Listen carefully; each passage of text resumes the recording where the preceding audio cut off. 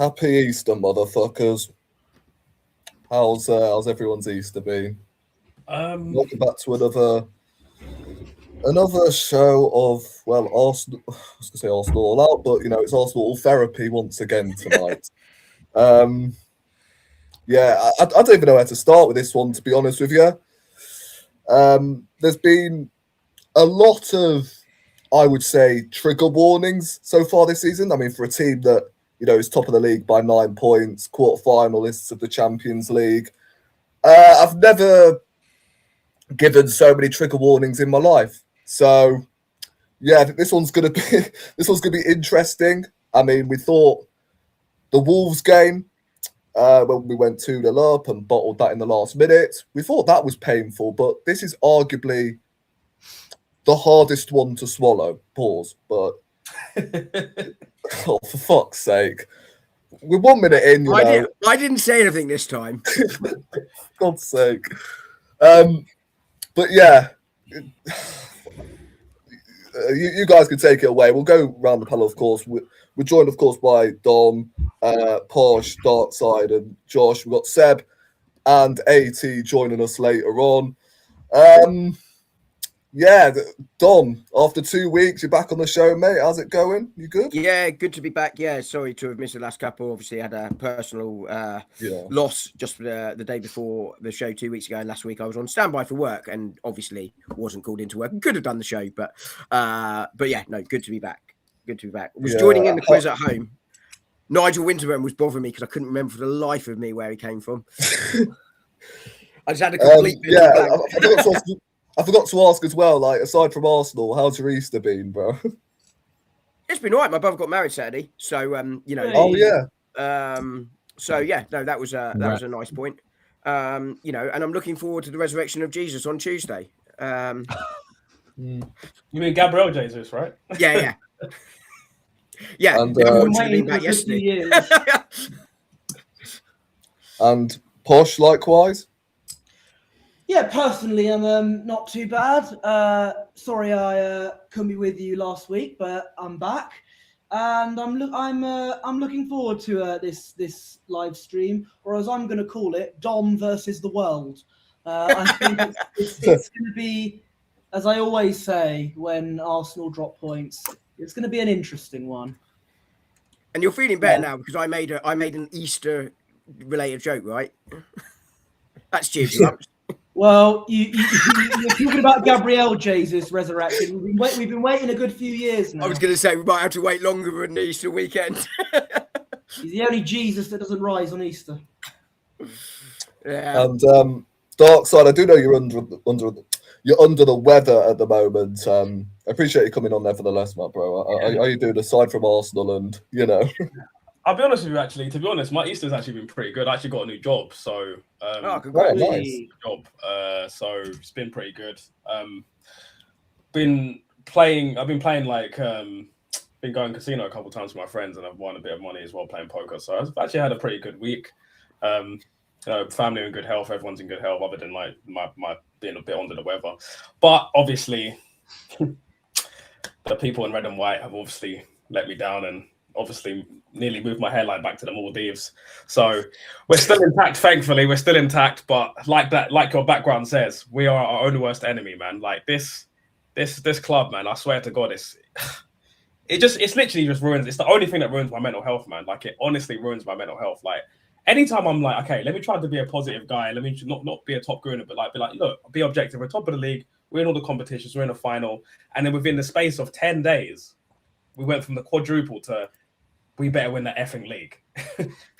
It's actually it's Danny Diabolical. It's Danny Diabolical, mate. It's unacceptable, man. Like I just think you know what they've said lately, right? From quadruple to treble to double to trouble. To bottle. Josh, how's it going, bro? You good? And how's your Easter been, bro? Easter's been good, man. Easter's been good, but shit week, man, overall. Like, starting with anyone who don't know watching in the chat, I'm half Italian, so the national team I root for is Italy. We all know what happened there. Oh, yeah. Not going to no World Cup. Then Arsenal have to do the shenanigans and get knocked out of another competition in the space of 2 games. FA Cup, the trophy I grew up on. Me and Rory, this is the only trophy that we see in our team win. Yeah, we've been alive. And we flip him far away once again. And then to make things work. A couple of community shields, Josh. Oh, yeah. I didn't know community shields. Yeah, love a bit of that. Right. And then to make things worse, you had the Arsenal ladies team yesterday, yeah, who can win stuff. Yeah, that's all cool. But Brighton in the FA Cup as well, quarterfinals, ironically, getting knocked out. So overall, an awful week. But I've had a good Easter, man. I've still got my egg actually. Yeah, I'm still on the Reese's Easter egg. So. Yeah, man, big up for that. Do you know what? In all seriousness, one of my teammates on Monday night, I have no game today anyway, and I was suspended even if it was because, I did a naughty. But I always call his girlfriend Reese's Pieces, and I find myself hilarious, and he gets really pissed off. Wait. Here's the question, yeah? This is what it's come to. We're talking about chocolate, yeah? But what's everyone's favourite Easter egg? Like chocolate? Milky Bar. Maltesers. Yeah, Maltesers. Who said Malteser? Maltesers. Yeah. I didn't like white chocolate, man. Come on. That much, to be honest. I bought myself 4 Easter eggs in Asda today. £6, 4 big Easter eggs. Bargain, mate. Bargain. One was a Malteser. One was a white chocolate cream egg. One was a Terry's chocolate orange, and it's not Terry's. It's definitely mine. And I can't remember what the other one was now. Maybe Rolo. But mini egg is my favourite.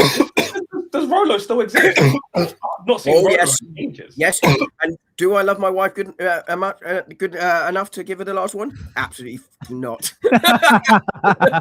Mine. Fair play, mate. Can I just say, I know, Josh, you mentioned Italy. I have an interesting fact for you.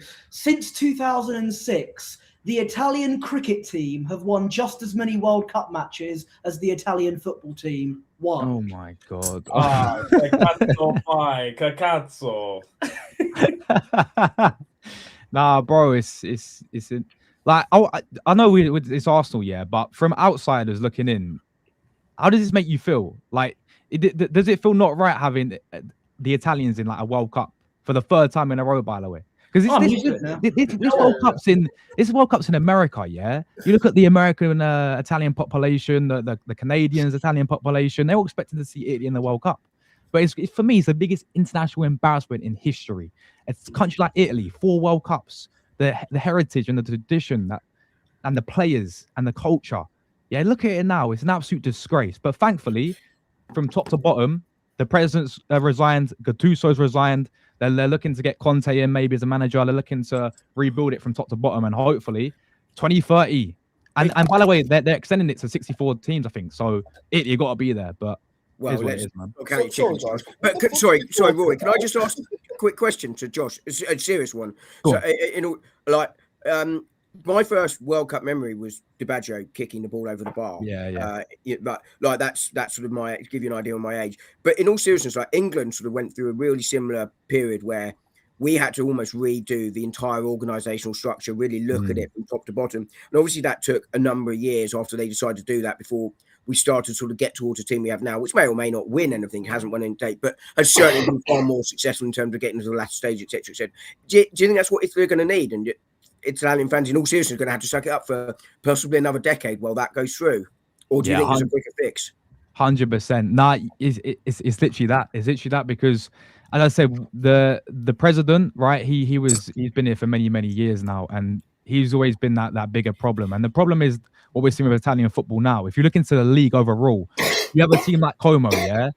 Cesc Fabregas doing a fantastic job, yeah, and he took them from flipping bottom all the way to potentially getting Champions League football with Como.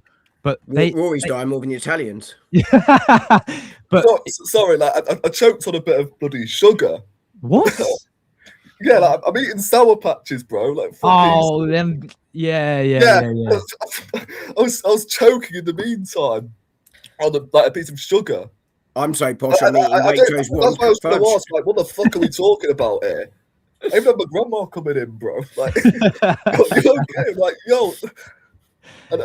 Sorry, Josh. You were talking about Como and sort of Fabregas's job. Yeah. You look how well Fabregas has done, but the problem is, Como have one Italian player in their whole squad. He's played 2 minutes, and that's their third choice goalkeeper. Their whole squad is foreigners, yeah. And if you look in, this is the thing. You look at Milan, for example, right? You look at all these other big teams. There's not enough Italians being even like the younger players, the younger players are not relied on when it comes to the national team. There's not enough Italians being produced in the actual league overall as well. And you've seen a massive decline with like European Italian clubs, right? You look at them in the Champions League, Inter got rolled over, Juventus got rolled over, flipping Napoli didn't even make it past the knockout stages, right? So there's been a huge decline in the league, in the football, in like promoting the younger players. That all comes down to the federation. That all comes down to, you know, this president. Now he's gone. Obviously, they got Gattuso in there, who's no manager. This guy's no tactician, yeah? This guy's there because his name's Gattuso. Sometimes maybe good, sometimes maybe shit. Exactly. You know that clip, right? You know that clip. So, yeah, it's like he's gone now. They're looking to get someone like Conte, who was here 2016 in that Euros. He had some players that were not good enough, but he still overachieved with them. And Conte, overall, we know that type of manager who could do wonders. But you're 100% right, Dom. It's going to take a huge rebuild for many, many years. But it is what it is, man. Hopefully, it's how many phases, Josh?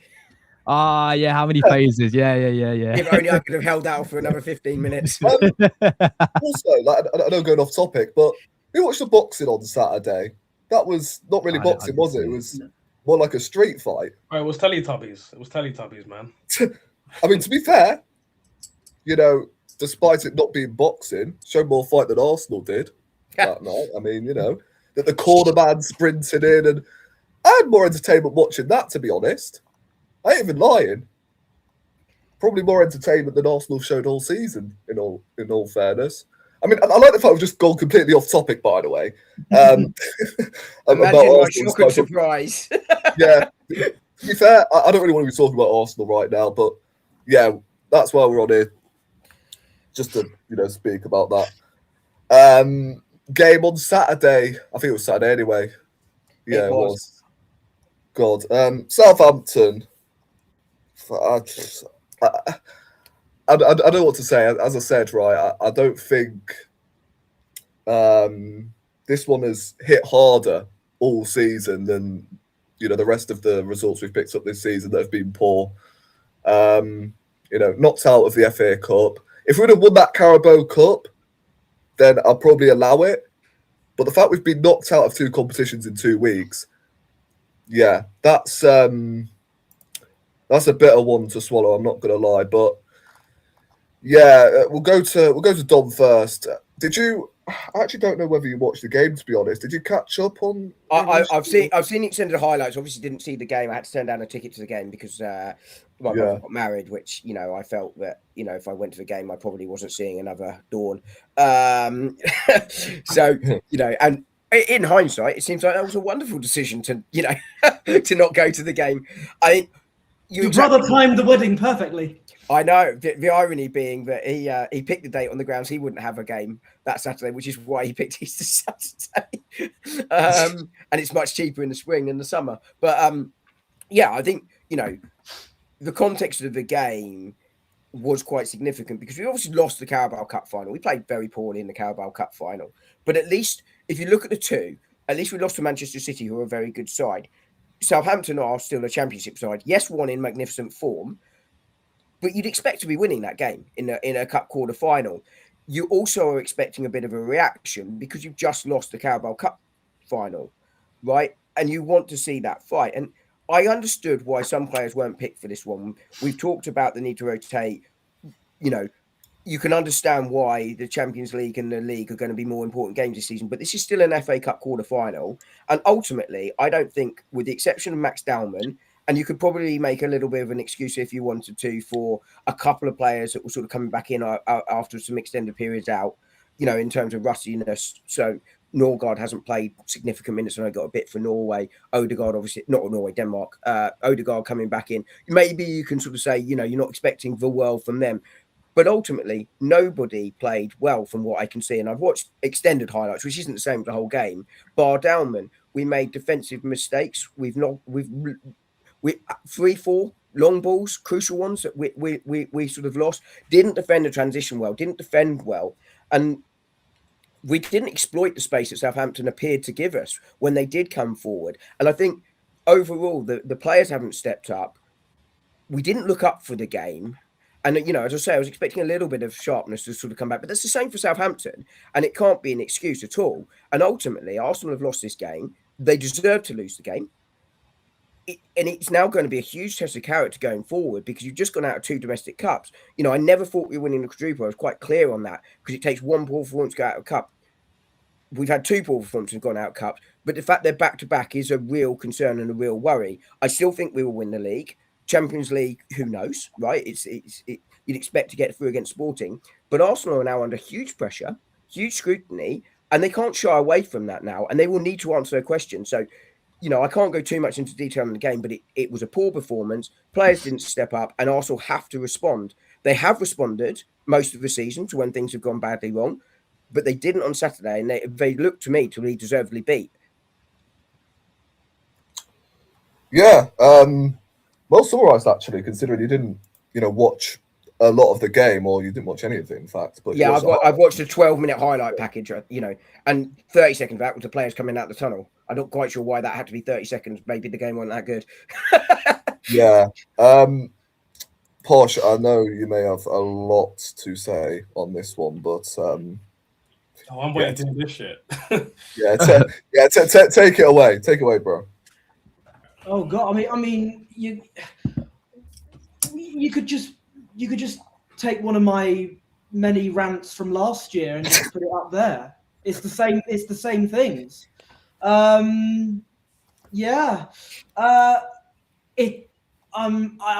do try my best to be somewhat as level-headed as I can in front of you guys, but I'm sorry to say this, it is done. The season is done. I'm sorry, we're not winning the league, and we're not winning the Champions League either. You can tell me that, we're 9 points clear. People can tell me that all they want.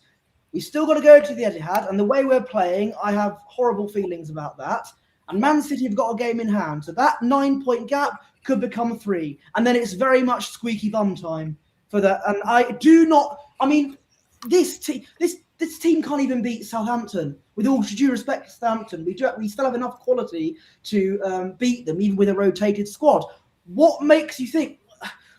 And this doesn't just go back to the Arteta days. This goes back to when I started supporting the club back in like the late 2000s. They've crumbled under pressure for all those years, particularly during the league stages. And it's just I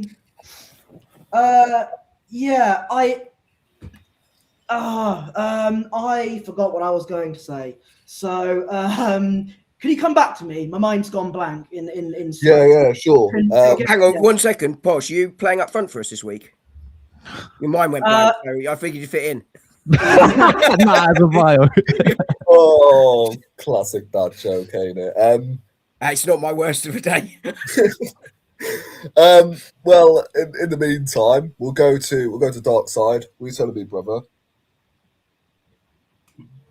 I mean, where do I begin?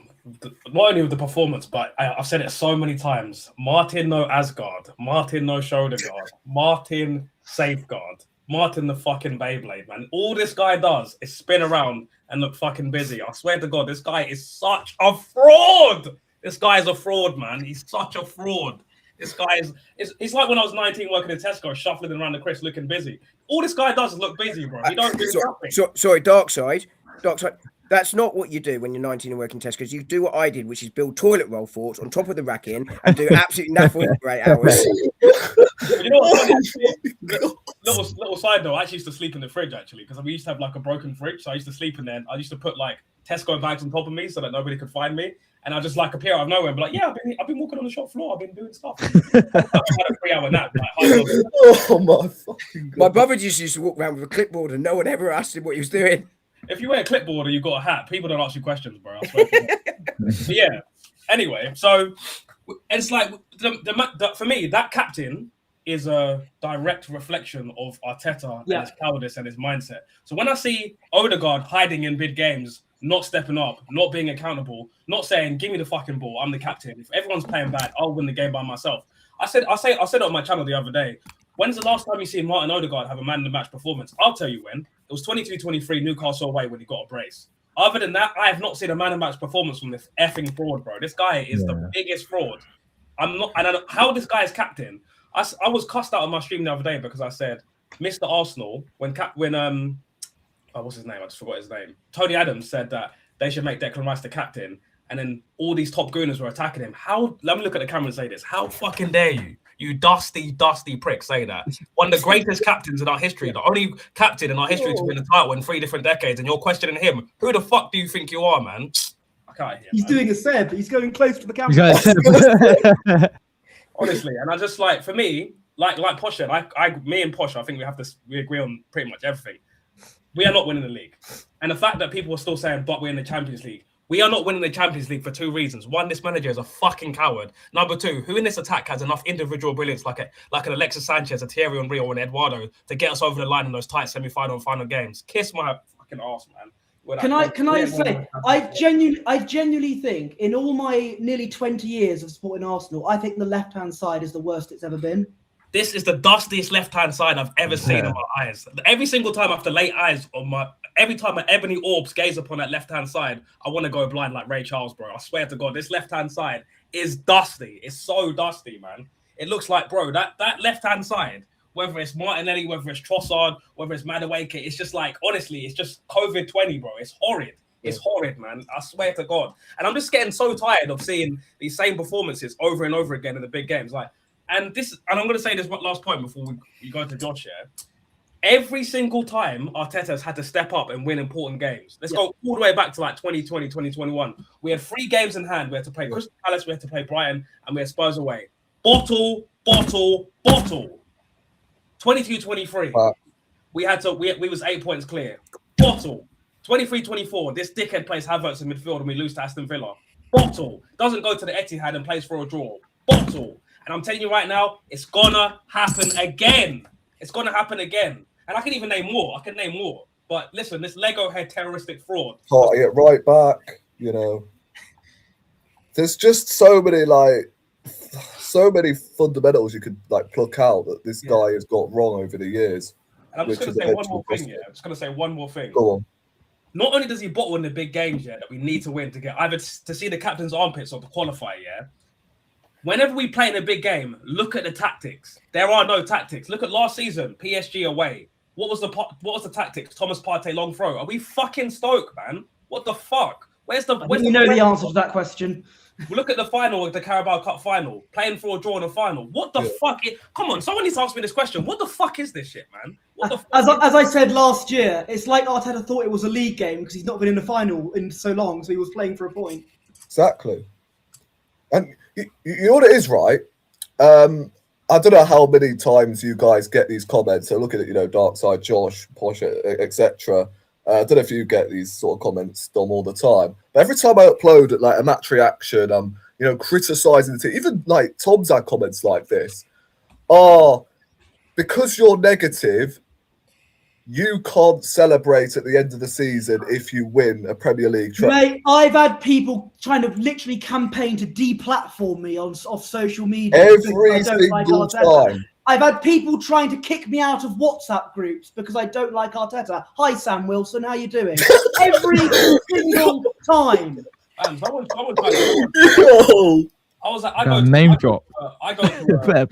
a social club every Thursday. There's a guy there's an Arsenal fan. I was talking to him about my opinions. He asked me a question.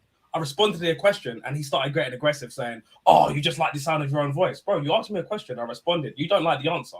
And he was like, "Well, look at all Arteta's done for us. We finished 8th twice under him." Under him. Before him, we finished 5th and we got to a European final. Why do people act like we was in the gulag before this guy took over? This guy ain't done nothing. It just drives me. It blows my mind, bro. I swear. I mean, I don't want to make myself sound like Shakespeare, but these top gooners, right? I tell them every single time they tell me don't bother celebrating at the parade. I always tell them can't celebrate because I'm negative. Don't criticize when we're losing. That's what I tell them every single time, because you lot, I swear, they finesse everything, backtrack this manager every time we do lose, drop points, whatever. Just brush it under the carpet. We can go again next year. I remember saying, I think it was against Forest, Man United. I don't know. oh, don't worry, we're 6 clear, we're 7 clear, blah blah blah blah blah. We're 3 clear. We're now only 2 points behind City. We're now what? Come the end of the season. Oh shit. Next season will be our year. Every single time. We've become what we used to take the piss out of Liverpool fans for all those years ago. This is our year. Next year is our year. Yeah. Tottenham. Like, bro, why do we mock them lot down the lane about winning trophies, yet we don't do the same? And they've won more trophies than us in the last 5 or 6 years. Yeah. Crystal Palace likewise. West Ham. Fucking hell, bro. People talk about Chelsea being £2 billion bottle jobs. They still got a Club World Cup and a flipping Conference League. Yeah. Trophy. Under an ownership that they fucking despise, bro. Exactly. And I think just very quickly, though, just really quickly on that. I mean, I'm obviously a bit more positive about things and have been. And I think my position on this manager is really quite clear and consistent. I think he has rebuilt us. And I think it was obviously a difficult start to. Well, but this is my view on it. I'm sorry. Yeah, you can disagree. I'm sorry. I'm not the bond is going so well. I'm not trying to hear that. He has not built diddly squad. Bro, a third of this squad has still played under Unai Emery, bro. A third of this starting 11. Saliba, Saka, Martinelli. A third of these players are still Unai Emery. I'm sorry. I'm not trying to hear this Captain Hook, this flipping Cappy Bar. Well, you obviously, me and you have a different view on that. But I think, my view is he has. But what he has to do is deliver that over the line. And obviously, if he doesn't, if this season ends horrifically, yourself and Bertie think, I think the Champions League is always up in the air. I think that's right. I think we'll win the league. But if we obviously go trophyless, then obviously his time has to come to an end. But I think whoever inherits this side will inherit a better side due to the work that has been done. And I've always felt it was going to take a number of years to rebuild the club. And obviously some of those players you say were still there under them. But I think Saliba and Saka have moved on. Martinelli hasn't. I think that's clear. And I think he has done a lot of good for the club. I think Saka this season has, but over the last few years, I think has. And also, I think Saka on another season, his numbers are better. He's still got one of the highest successful take-ons and attacking output in the league in terms of the metrics, but he's obviously top numbers. His goals and assists are down. That's undeniably true. But, so I think if we do fail, we have got a club in a better position than when he took over. But the ultimate... And would you solely put that down to him? No, but I don't think success or failure is rarely down to one individual within an organisation like that. I think you've got the ability. Because I want to get an idea of where your mindset is. What percentage of if a new manager takes over at the end of the season, what percentage would you say them inheriting this squad is like down to Arteta? If you just put it like 1/10 or a percentage. That's a good question. I think you're probably looking. If you took Berta and Edu together, because that's where the squad's been built, obviously, we've got Edu and then Berta building on top of that. And, obviously that accelerated massively with the money spent this summer. If you took them together, plus the players and what have you, I think probably Arteta's in and around the 40. I think him and the sporting directors are probably the majority of that combined. And then you've got the players and what have you. But as I say, just to sort of, finish what I was saying there. But I think if he doesn't succeed this summer, he's had everything he could have wanted. And he's had the time, he's had the money, etc., etc. And I do think the time was needed, but ultimately it will be silverware that counts. And in the first few years, I wasn't necessarily expecting silverware. That changed in the last 18 months to 2 years now, because we're approaching sort of the end of season 2. Because you sort of move into that delivery phase now, and we're not there. We haven't done it. If we don't get it over the line, and that's when you have to say, no, we're a very different club to where we were a couple of years ago. Culture's changed, etc., etc. But now it doesn't really matter. Now you have to win. And if he doesn't win, he has to go without question. And as I say, no question. Think a new manager comes in. Anything this season, there's no conversation. It's just sack, yeah? Oh, undoubtedly. Whether Arsenal board will see it that way is another matter. In the first few years, I wasn't expecting the trophies. I was expecting us to improve year on year, which bar the Willian season, I think we largely did. Last year, my view was that he had to win something. But I did give him one more year because, and it wasn't solely down to this, mistakes were made, etc., etc. But I did think that it was an unusual season in terms of injuries, not just for us. You saw City fall off and other sides win. I think part of the reason Forest got where they were because they were largely unaffected by injuries, etc., etc. Just as an example, but you can't do that twice. So Spurs this season, for instance, 2 years of absolutely horror injuries, but playing people when they're injured consistently, etc., etc. You have to go, do you know what? You may be unlucky last year, but it's continued again this year, and you're not taking the corrective action. And the same applies for Arsenal. It would same apply for every single club. And therefore, you can't get a second chance in that scenario, which is why, undoubtedly, for me, he has to go. I talked about the fact he's in contract negotiations with Arsenal at the moment over an extension. I think there's no problem with that discussion happening. But what can't happen is you cannot sign that new deal in any way, shape, or form before the end of the season and you see what the outcome is, because you do not want him signed up today, locking him for another 3-4 years if he doesn't deliver at the end of the season. I mean, rewarding failure at this point would be absolutely... That's what you would be doing, exactly. Right. I mean, I've never failed at my job and been promoted and been made to see... Like, I said this the other day. Really? You're in the wrong career. I make a career out of it. He come out of uni and become the CEO of KPMG, failed, and then got a pay rise and been told that he's like the best CEO in the Forbes or Times magazine. This is the insanity that's going on with this Lego-head fraud, bro. Yeah, look, as I say, I have a different view, but I think what is important is that there's a respectful discussion around it, which is pretty much what we've just had. And I think that is healthy for in life, in sport, in in terms of this football club. That it shouldn't be shut down. Yeah, of course, 100%. Yeah, we will go to Josh next because I know he's been waiting patiently.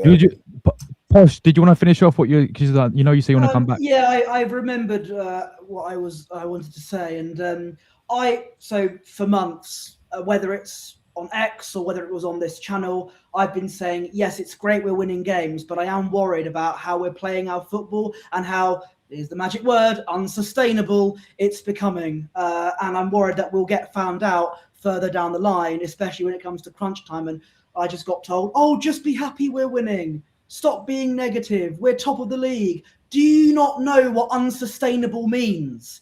It means it's fine right now, but down the line, we'll get found out. And lo and behold, that's what we've done.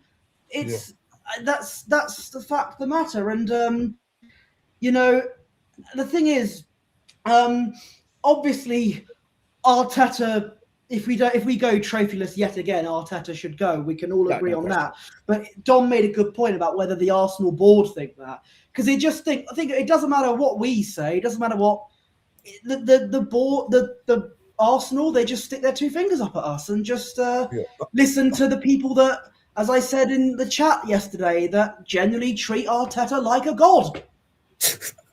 Want to be a bit on their knees. I'm sorry, it is a cult. Yeah, it's like a cult. I mean, do you guys have hope for like Josh Kroenke to make the decision? Because you saw I don't at the end of the Carabao Cup final, he looked. Because I don't have any faith in Stan Kroenke. He famously said that he didn't buy this full stake of Arsenal to win. That was Stan Kroenke, right? Trophies. But I think Josh is a little bit more arrogant, which I like. I think he actually wants. Yeah, that's what I'm saying. Josh. I think if Arteta doesn't win anything this season, he's gonna speak to Burr, get a transfer plan going, and tell Arteta to F off, mate. That is literally my only prayer, man. Yeah. This is what I'm saying. Josh Kroenke looked pissed at the Carabao Cup final. So I've got hope for him, but Stan Kroenke, no. But I think Josh is in the charge of the club now. I don't think Stan even bothers with Arsenal now. I think he's. I agree. I think he forgot that we exist. Stan's more interested in the Chargers and his other NFL. And the Denver Nuggets as well. He's got the exactly. Yeah, exactly. And I'll say this quickly as well. He fired he got like an Arteta version of in the NBA for the Denver Nuggets. They won the championship. Next season he was doing crap, and he sacked him. So yeah, I think the winds of change are blowing, in my opinion. Yeah, I think Josh is in charge of the club. Not this Josh, although maybe. I did a better job, mate. Well, yeah. Speaking of Josh, we will. We'll go to you next. What would you make of the game overall, bro? Obviously, didn't watch them, didn't you? I mean, yeah. The thing is, right? You know what's funny? When we got the equaliser, I was sat there like, "Yo, I've got a horrible feeling Southampton are gonna win this game 2-1." because I'm seeing, right, when it's 1-1, the manager bringing on a defensive midfielder. Like, you're in the ascendancy and you've brought on a defensive midfielder to try and win the game. Like, Havertz was shit, don't get me wrong. But why are you bringing on another defensive midfielder? Because, Rory, if you can't win, don't lose. That's what we hear. Yeah. And I said this before, right? I think he has low-key got that Everton mentality about him. He is more of an Everton legend than... Yeah, exactly. Right? He's played under David Moyes, so he knows what it's like. So it's just like, yo, I think I said on my stream yesterday when I was basically cooking these lot to shreds, innit? But I was saying, yo, like, this team, every time we're either 1-0 up, we equalise, we smell stage blood rather than human blood. It's just like, yo, it's so unbelievable, like, how incapable we are of, smelling blood every time there is a chance to actually win the game when the momentum, you think, right, it's in our favour. Southampton are going to tie it. No, I knew Southampton would go to fucking score. But facts. Yeah, I've said my piece, Josh. Take it away. I had the same feeling, man. I was not even surprised when they got that winner. Not even surprised. Usually, the example I give is when we played Villa at Villa Park. Yeah, maybe because it's against that ex-manager and it's a Premier League. I get it, but when we see that last minute goal, I was fuming, man. Losing my head completely. Lost my head completely. But for that one, for this game, I was not even surprised. It's like it was expected. That's the worst feeling I think I could have, watching that. And like the overall game, I was sitting there thinking, even when they got that opening goal, I'm like, fully deserved to Southampton. I think first things first, fair play to them. The way how they approached the game, the way how they went through it at times. The way it looked quite threatening on the transition every time they did get the ball. We know most teams just play the whole lower block against us, but they actually at times had a go, and they simply wanted it more than we did. And I think that's an absolute disgrace. I think a lot of those players had their heads in shame. A lot of those players do not deserve to be here. Yeah. I want to ask you guys for the first goal. For the first goal, who do you guys look at for the first goal? Because for me, I look at Ben White, of course, but it's Martin no shoulder guard. Martin no blood. Yeah. I'm sorry. This guy lost the 50-50 to a fucking balloon, bruv. Bro, this guy is. I keep telling you, I don't know what is wrong with this fan base when they keep overhyping this mediocre player. This guy. He's got lovely hair. That's what it is. Lovely blue eyes. Yeah. He's got snot in his hair, bro. His hair's rubbish, bro. His hair's rubbish. I have to look at Odegaard. You got to look at Odegaard there as well. Him and I think it was who's on the. Max it was Dalman. He was trying to find. Yeah, it was Dalman. But you know what the guy did leading up to the goal? He was pointing where Dalman should have been, and to give instructions to a 16-year-old only to do that. I'm sorry. I'm sure Max Dalman understands more algebra than what Odegaard tells him on the fucking pitch. Well, in fairness, he is doing his GCSEs. Exactly. We probably understand. And he's our best attacker. The best attacker, yeah. No, it's ridiculous. Yeah, exactly. Our best attacker. I look at him as well. Like he lost the ball, and I'm looking at him. He's barely even jogging to get the ball back. I've seen players like Alexis Sanchez, mate. He lost the ball, fucking rip his heart out to get the ball back. Odegaard just said, it's like, and then that leads to the pressure, and then obviously Ben White had a absolutely shocking, man. Yeah, and I like Ben White a lot, but it's getting to the point with him now. Yeah, I know he's all the injuries and all that, but it's getting to the point with him. Is he even gonna be like, if an offer comes in the summer, like? We're 100% as well. I wouldn't be shocked. I'm saying with respect, obviously, because I think we do rate Ben White. It's just injuries have crippled him. And same with Saka, but that's even more. Yeah. But and you know what? I think probably the England reception got to him midweek, because that's probably the worst game I've ever seen him play, Oh, my 100%. Yeah, I'm not sure he did, to be honest. I think he's the type of player that when he gets a reaction like that, he sort of wants to show people that they're wrong. But you're right, he had a shocking game, and I think Arsenal should not be able to go, what Odegaard's lost the ball, let's call it the 18-yard box. We shouldn't be able to go the entire length of the pitch pretty much and not be able to put in a challenge to win that ball back. The entire team was defensively poor for that goal, and they have to all look at themselves there. But obviously Ben White misses the crucial header, but it shouldn't even be getting to that Exactly. Without any pressure at all on the ball, and Arsenal got no pressure at all on the ball. Yeah, facts. Yeah, that's the thing. That's the thing. Again, I don't want to blame the goalkeeper, but my God, why is he starting in goal? Well, why is just started in goal again, bro? Honestly, he's Arteta's Spanish mate. Arteta said he'll do it again, play him in the final again. Blame your manager. Blame your manager. Exactly, Seb. It is, mate. It is. At the end of the day, it's your responsibility, mate. Look, it's unbelievable. Oh my days! What's people? I'm not even trying to sound petty, but what's everyone saying about the $5 million deal being a good deal now? Yeah, no, 50 people on here. £5 wasn't good for him. Said this. There's a problem I had with Kepa. Was the shenanigans he did in the past. Yeah. And when we were about to sign him, did I ever say I wanted this guy? No. Did I ever say I wanted this guy? It's Tommy.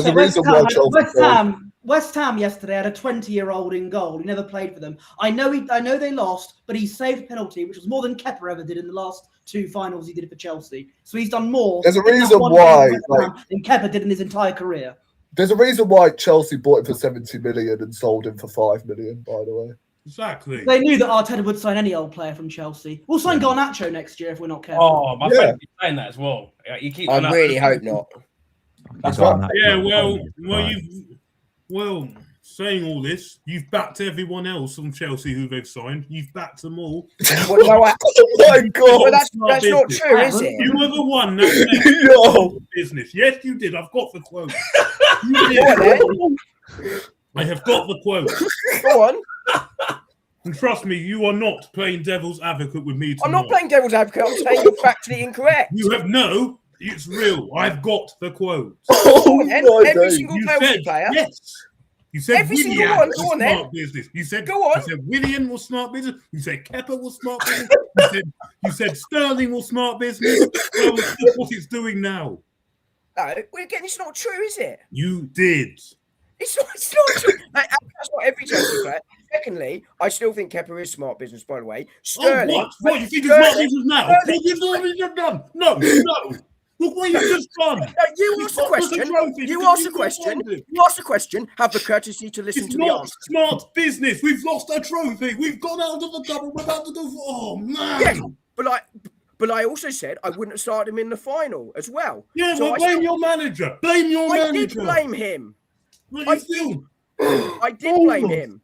So I said I wouldn't have started him in the final. I still think Kepa as a backup goalkeeper is absolutely fine. No, he's not. He's not. He's got to go now. Well, you disagree with him, but equally, you cannot say. I have said every single Chelsea player was a good signing when I haven't. On Raheem Sterling, I said I understood why they took the risk on it, but they needed to do one more. And that, if he was coming in for Reece Nelson, I could live with that. But we needed another winger to come in on top of him to be ahead of him, and obviously he didn't work out. Willian. Again, I said I understood why it was, given where we were at the time, but was not going to take us to the league. So let's not pretend. I've said every single Chelsea signing is excellent, by the way, and also you've named 3, by the way, not every single Chelsea signing we've ever made. How many of those 3 have worked out and taken us on to the next level? Well, none of them, but equally, equally, 2 out of those 3 weren't designed to do that. So let's not have it. No, seriously, let's not. Again, where you consistently say things I haven't said. I've already got 4, mate. You can't just invent things I've said to make yourself look good. I don't. I want to win. I want to win this trophy. And we're about to. And we've thrown 2 in the bin now. He's thrown 2 in the bin now. And this is not good for what's coming up. We need to win. I never said it was good, did I? We've thrown 2 in the bin now. Honestly. But I never said it was. That's my whole point, Seb. You can't invent stuff I haven't said. I haven't invented anything. You just have. I've just told you what I said. And also, that's 3 players, not every single Chelsea player ever. Well, 3 Can I ask a question? Do you think any player we've signed from Chelsea, or that's played from Chelsea that we've signed after, because obviously we didn't sign Kepa directly from Chelsea, we signed it from Bournemouth technically. Do you think there's any player that we've signed from Chelsea that's worked out? No. Not one. I only probably rated Jorginho, to be honest. No. He didn't take us to the title. He was meant to. Jorginho wasn't the first David Luiz won a FA Cup. Yeah, exactly. David Luiz that didn't worked out. win, No, though. he didn't I know he won No, the FA Cup with David Luiz, but he was. No, he didn't win the title. It got the Dreadful. Bamian did. That size show Bob. Josh, Scott Carson also won City the Champions League. Then, if that's the case. No, this is what I'm saying, right? The only Chelsea player I rated, because I never rated David Luiz, the only Chelsea player I actually rated was Jorginho. Rated. Not about like whether or not these players have got us over the line. Like, out of all the players I have rated from Chelsea, probably Jorginho. Like, that's it. Because I thought he was a half-decent player for us. I think it was bang average, to be honest. His legs have gone. Well, maybe as a January signing. Well, maybe as a January signing, you could understand it a bit. But all these others that we bought in the summer, no. I'm not being funny. Even though we bought him in January, like Seb said, yeah, we were 8 points clear. We should have spent like it was a summer that January, man. Yeah. We should have got Caicedo dark side. Remember? We should have got Caicedo. Yeah, but would we have got Declan Rice though? Yeah, why not? Yeah. Why not? Why not? This is what I'm saying. We're a big fucking club, bro. We're a big fucking club. We're one of the richest clubs. Yeah, why not? Fucking club, mate. We need to stop. This is what I don't like here. Too many Arsenal fans have baby club mentality and don't hold this club, the big club standard. Want to puff chest out like we're a big club. Wait, this is a big fucking club. Exactly. And what's got me is I've heard a lot of people say, "Oh, it's a good thing we've gone out this FA Cup." Oh, don't worry about this. No, I don't think it's a good thing at all. Bigger fish to fry. Bigger fish to fry. It's all in our hands. It doesn't win That fucking Malteser blood. These people don't learn from past experiences, and we've had people, opposition fans from Man City, come on Josh's podcast and tell you what you date to win titles. You stay in these cups, you get the first trophy on board, and it will help you. Look what it's done to Man City. They went down and battered Liverpool, and they're in the semi-finals. And then look what it's done to us. We lost to Southampton, a lower league side. Honestly, these people don't learn. Because if they can't handle it now, it's only going to get harder from here. It's only going to get harder from here. It doesn't work. I don't think it's a good thing at all. On the lead. It doesn't work like that. When you lose one, you go in and lose another. Whilst if you win more and more and more. That's how you win leagues. The people not learned from these past mistakes of where we've gone wrong. Have people not learned? Seb made some points that I again, a few points that I wanted to mention, and about regarding I also, as I said before, I do think the season's done, the league's done, and I don't think we're winning the Champions League either. And the reason why I say this, look at how Man City played against Liverpool. Look how they attacked against them, and look at us against Southampton. I know that some first-choice attackers or first-choice players weren't there, but look how they did in the League Cup final. Yeah. Look how those players did in those two games, and look at Man City against Liverpool. Watch them, watch us. That's why I think the league. I get what you're saying, right? It's not dumb, but it's made me completely worried. It's made me completely concerned. Yeah, listen, right? I get like where you lot are coming from when you say the league title is done, and it's completely fine to have that opinion, but at the same time, saying that the season is done is what I don't necessarily. No, I wouldn't go that far, but it's made me completely worried now. I've seen this club in the last 20 years. Actually, it's not done. Repeating itself again. This club, these players do not know how to play when it actually matters. We can beat teams like Bayern Munich in November all you want, and that's great. But when it's crunch time, when it comes to April and May, these players fold. I get that, but Arteta's got one of the worst records he made. It's appalling. It's appalling. Every time I come back on here and I have to make my case every single week, and all I get is people argue me, and people say, people argue me. People say, "Oh, Sebastian, no, stop being rude. No, stop being all this, stop this." I say this all for a good reason. I say it for a good reason. But I just don't agree with you, and that is my point. But, I mean, what have you said? What have you said that's led us trophy? What have you said?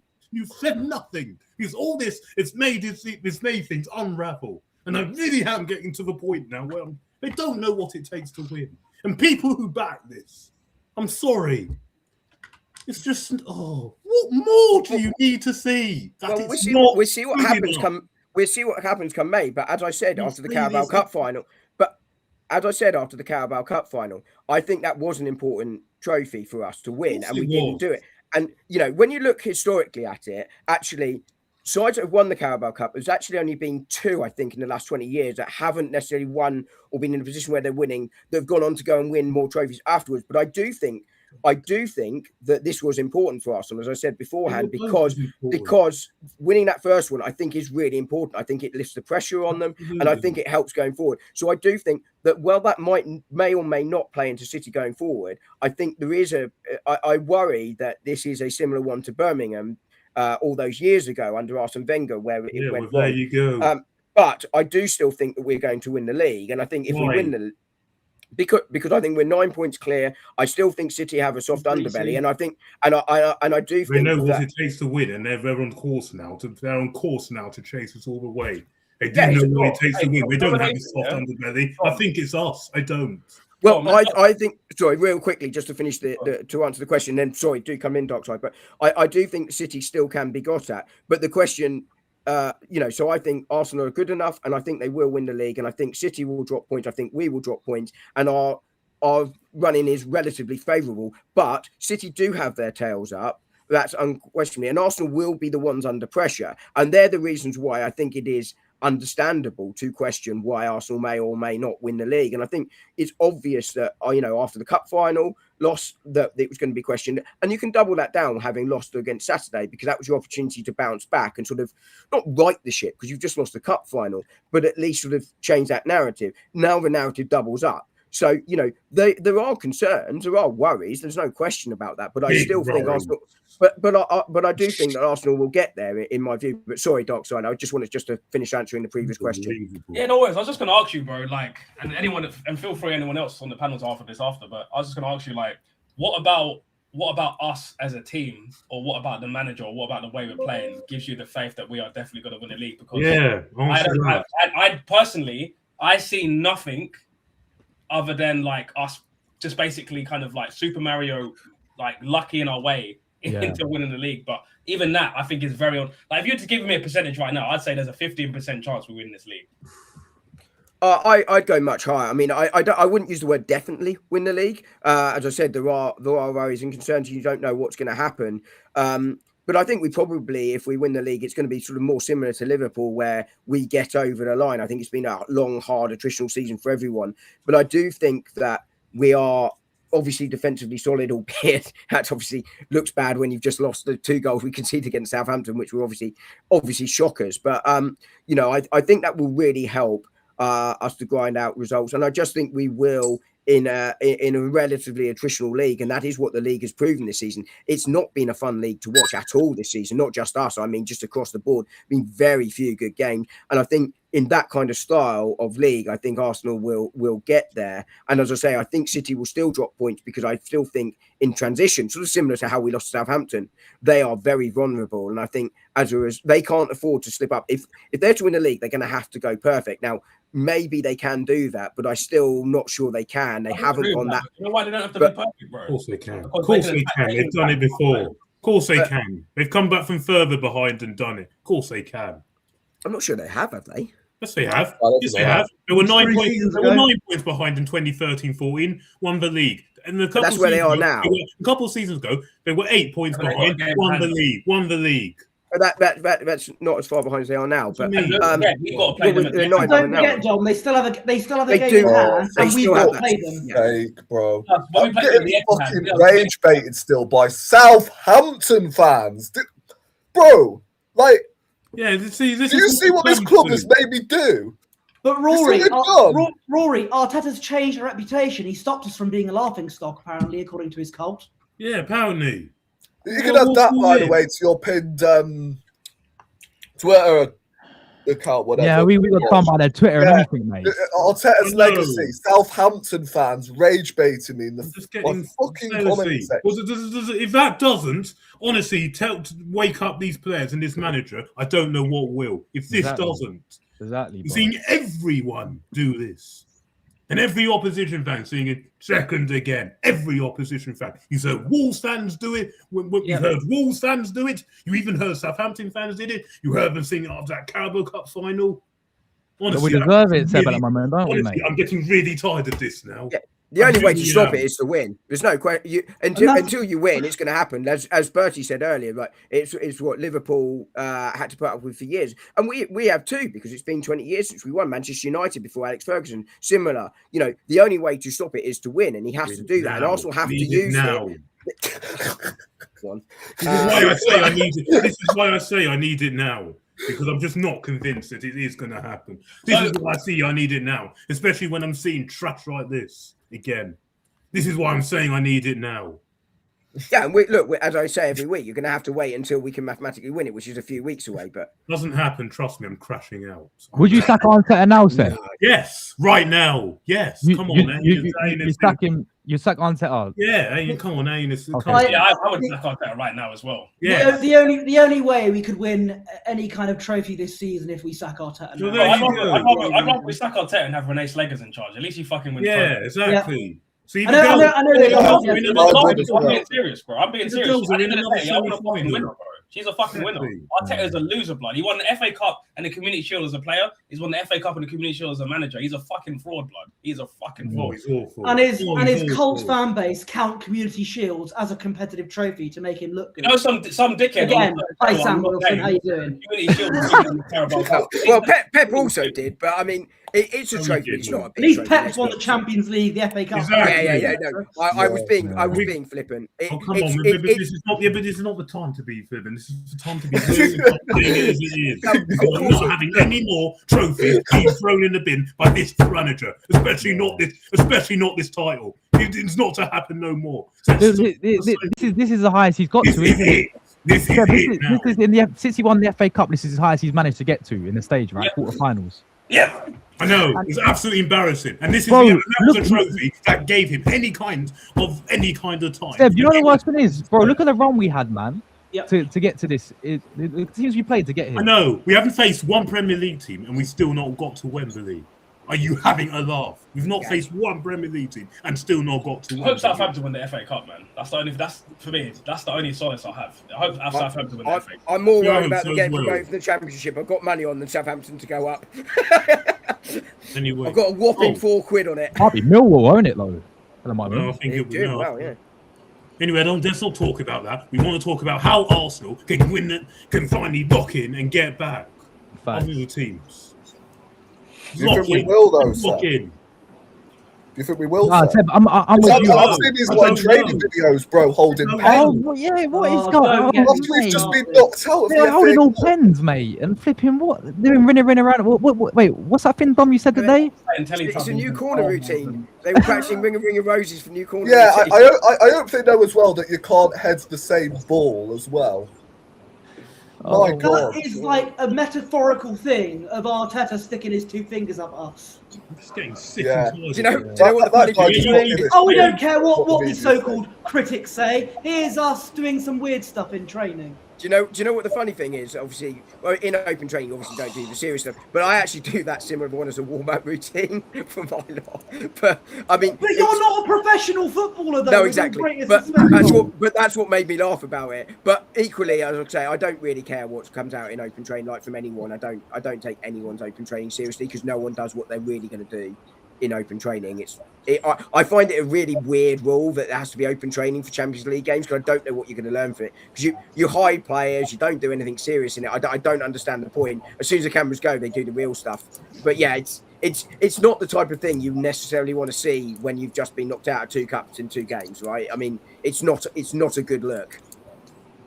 Just do a rondo or whatever. I want to see everything thrown at those players. Everything thrown at those players. It's great, mate, isn't it? So. Yeah, I've had enough. Just had enough. Every time. Oh. Yeah, we'll move on to AT. I love the shirt, by the way, man. So this is where I am. This is where I want to be. I still have a lot of work to do. Yeah, I'm getting someday. So this is the goal. Yeah, And this is where I am right now. Yeah. You'll get there, man. You'll get there. Come on. Can I like Seb for a minute? What's up? Some players need to leave my bloody club. Starting with Gabriel Jesus. Jesus could not deliver on Easter. Like, what the hell, man? Oh, no. That guy was just casually jogging. He needs to leave my bloody club. Like, honestly, it's an absolute. Bro, we have Judas in attack, not Jesus. I mean, he's 100% done, isn't he? I mean, I'm not even joking. Like, I've backed Jesus for like pretty much all these years. No more. I can't do it anymore. No more. No. Okay, let's get this straight. Throughout the FA Cup, Gabriel Jesus has been our number one striker, right? Yeah. The first game against Portsmouth, he did nothing. He scored a hat-trick. Against Wigan, yeah, he turned up a bit. Against Mansfield Town, he was pure crap. Southampton, obviously, they're in good form in the championship, but it's a bloody championship. Temu Pukki scores 29 goals in the championship, comes to the Premier League, stinks it up and goes back. If you look at the stats, Arsenal had 23 bloody shots. They made Daniel Perez look like Manuel Neuer. But Kepa wants to give him a shot. Get that clown. I don't want to see any more of that Kepa clown. No more. And to be fair, of being knocked out. Right now, I'm so happy that a couple of players will not play for us the ends. People like Kepa, hopefully Ryan will not get any injury so he can come back. If he does, it's screwed. Touch wood. I can't have any more of his Kepa thing anymore. Jesus is done. That guy is not serious as a footballer. Ending his 250 bags and just throwing around the midfield. Gyökeres came on as a sub, and this one is almost his first touch. He was in the box to receive the ball from Kai Havertz. If Jesus was still on the pitch, Havertz would probably shoot that ball because there's no one to pass it to. The fact that a 16-year-old boy was the best player for Arsenal is a bloody indictment on those guys. Max Dama was the only one that really wanted to do something or make something happen. The others were just all over the damn place. Like, it's a proper disgrace. Ben White has clearly shown why he's not going to be ahead of Timber anytime soon. That was a simple cross that would expect a player of his ability and caliber to at least attack. Even Gabriel had a funny chance and Mosquera bailed him out of. You know, let's forget about that part, because when Gabriel handed the ball back to Scienza has already skinned Kepa out, but Mosquera showed that lovely recovery pace, you know, to spare his blushes. So the fact that we waited all that time with Southampton and they got a very late chance and killed us off, like, I'm just so happy that at least today was Easter Monday, so I didn't have to come to the office immediately after the results. At least tomorrow now, I can just have that whole, you know, vibe about me compared to if I had gone to the office today. We were so disappointing, man. Like, now the draws are out. Chelsea is playing Leeds. Yeah. And Southampton is playing Man City. So if he showed this kind of style against Man City in semis, would have been roasted again. Hope you guys know. Because, man, at this point in time, I just want Arteta to just try and focus on that Premier League, deliver it. Then let's recalibrate in the summer. Some players need to leave my bloody club. Yeah, and you know what? I don't think any of you guys have mentioned this guy yet, but trust me, he ain't getting away with it. Martinelli. Kai Havertz. Yeah. Minus the assist. Yeah, the supposed savior, apparently. I told man that this guy cannot play midfield alongside Odegaard. Lo and behold, against a championship opposition, bro, at least one thing with Havertz, right? If he doesn't play well, at least he can take away what he brings off the ball and he works hard. This guy, because the injuries have crippled him and he's had 2 surgeries in the space of a year, the guy can't even do that. And he's just there like a fucking clown. Yeah. Then another guy that struggled was Miles Lewis Kelly. Like, he should be midfield. He's at his confidence. That's all Arteta's fault, that one is. That's on Arteta. He should be midfield 80. Bro, we have Zubomendi on the bench and Declan Rice, and Skelly still doesn't get a game in midfield. I tweeted this before the game. I was like, yo, if he can't get a game in midfield when both of our best DMs are out, then when are we going to see this guy play midfield? I wonder if from that one though, Rory, that was more about the left back with Hincapié out and wanting to make sure Calafiori is fit for Tuesday. I don't know. I would like to have seen Lewis Skelly in midfield, but I wonder if that might be reason behind that decision there, because Calafiori obviously played. Well, at least change it. No many more. But in game, try and get him back further forward, particularly as he pushes to the game. Calafiori played 90 and then 120. Josh for Italy. And given him coming back from injury, I wonder if that was more behind that decision. But I think it's a real shame we didn't see him in midfield against Wigan. And I think where we've changed the left back away from what we did last season, where essentially Miles Lewis Skelly was almost playing in midfield, I think now is a time, if we're going to stay with the way we play at that left back, that's when Miles Lewis Skelly needs to move forward. Under the system we had last season at left back, I think Miles Lewis Skelly almost plays midfield, and you can kind of see that. But we'll see what happens. But under the current way we're playing, it doesn't suit Miles Lewis Skelly at left back at all. If that's the case, then why is Calafiori and Gyökeres on the bench then? Exactly. I think just numbers, but I don't know. I'm just hypothecating why Would you guys be surprised if the whole Man United links with Lewis Skelly came around? Would you actually be surprised if he moved? No, I wouldn't blame him. If Arteta stays on as manager, I would not blame him for a second. Don't he dare do that? No. Don't he dare do that? But guys, this is Southampton. We don't need our best squad to beat Southampton. I know, but it's an FA Cup quarter-final. You still bring your first-team players regardless. Of course you do. You at least put them on the bench. Come on. Of course you do. Yeah, I mean, we definitely underestimate Southampton. I don't know, obviously, who was fit and who wasn't. He underestimates everyone in this club. But ultimately, the players on the pitch weren't good enough. We didn't change it off the bench. And everyone, as I said at the top, everyone from Arteta downwards doesn't cover themselves in glory at all in that game. Yeah, so the exception of Downman and Gyökeres, probably. Even after we brought Madueke on, I expected him to at least show something. I don't know whether he was still injured, but for some reason... he's running stuff out for goal kicks, the whole time. Not good enough. He's not good enough. He should never have been bought in the first place. Another one. Every time he was going to the byline, every time the ball goes to goal kick. Exactly. He's not good enough. Bro, the guy... good enough. Get him going. Madueke plays like he's got fucking sliders on, bro. What? Some of this fan base warned people about Madueke. Hey, exactly. We all got called negative. Exactly.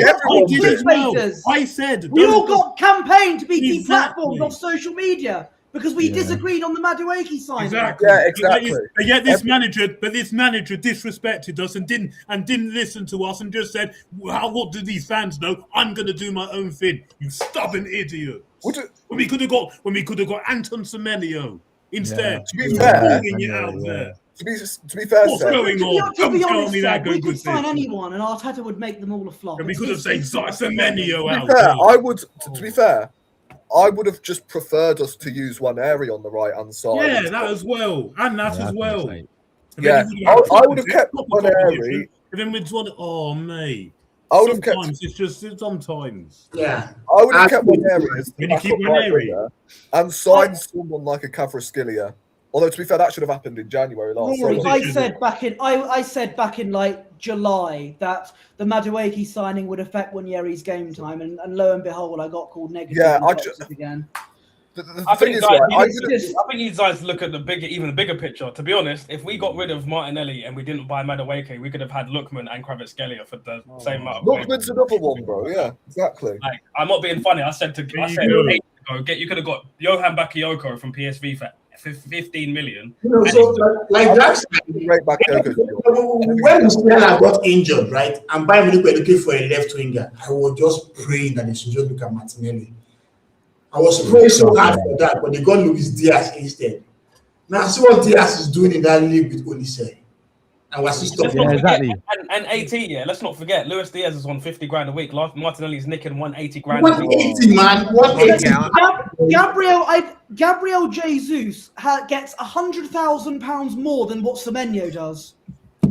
I kid you not. Yeah, he does. Yeah, Nah. I mean, I think just on Martinelli, I think if Arsenal That's got why we're so bad at selling. I think if Arsenal got any kind of offer for him in the summer, I think they'd have taken it. I think they You definitely go, will man. this Yeah, year. And I suspect they will Get take. out. I think they will take not See, necessarily anything, but they'll he take. has They'll take a gone lot. downwards like this. He has just gone downwards. Like there's no I just sign of wanna- improvement anywhere. Take it and get out. So I just want to like throw a quick question in here, right? How many of these attackers are actually worth keeping?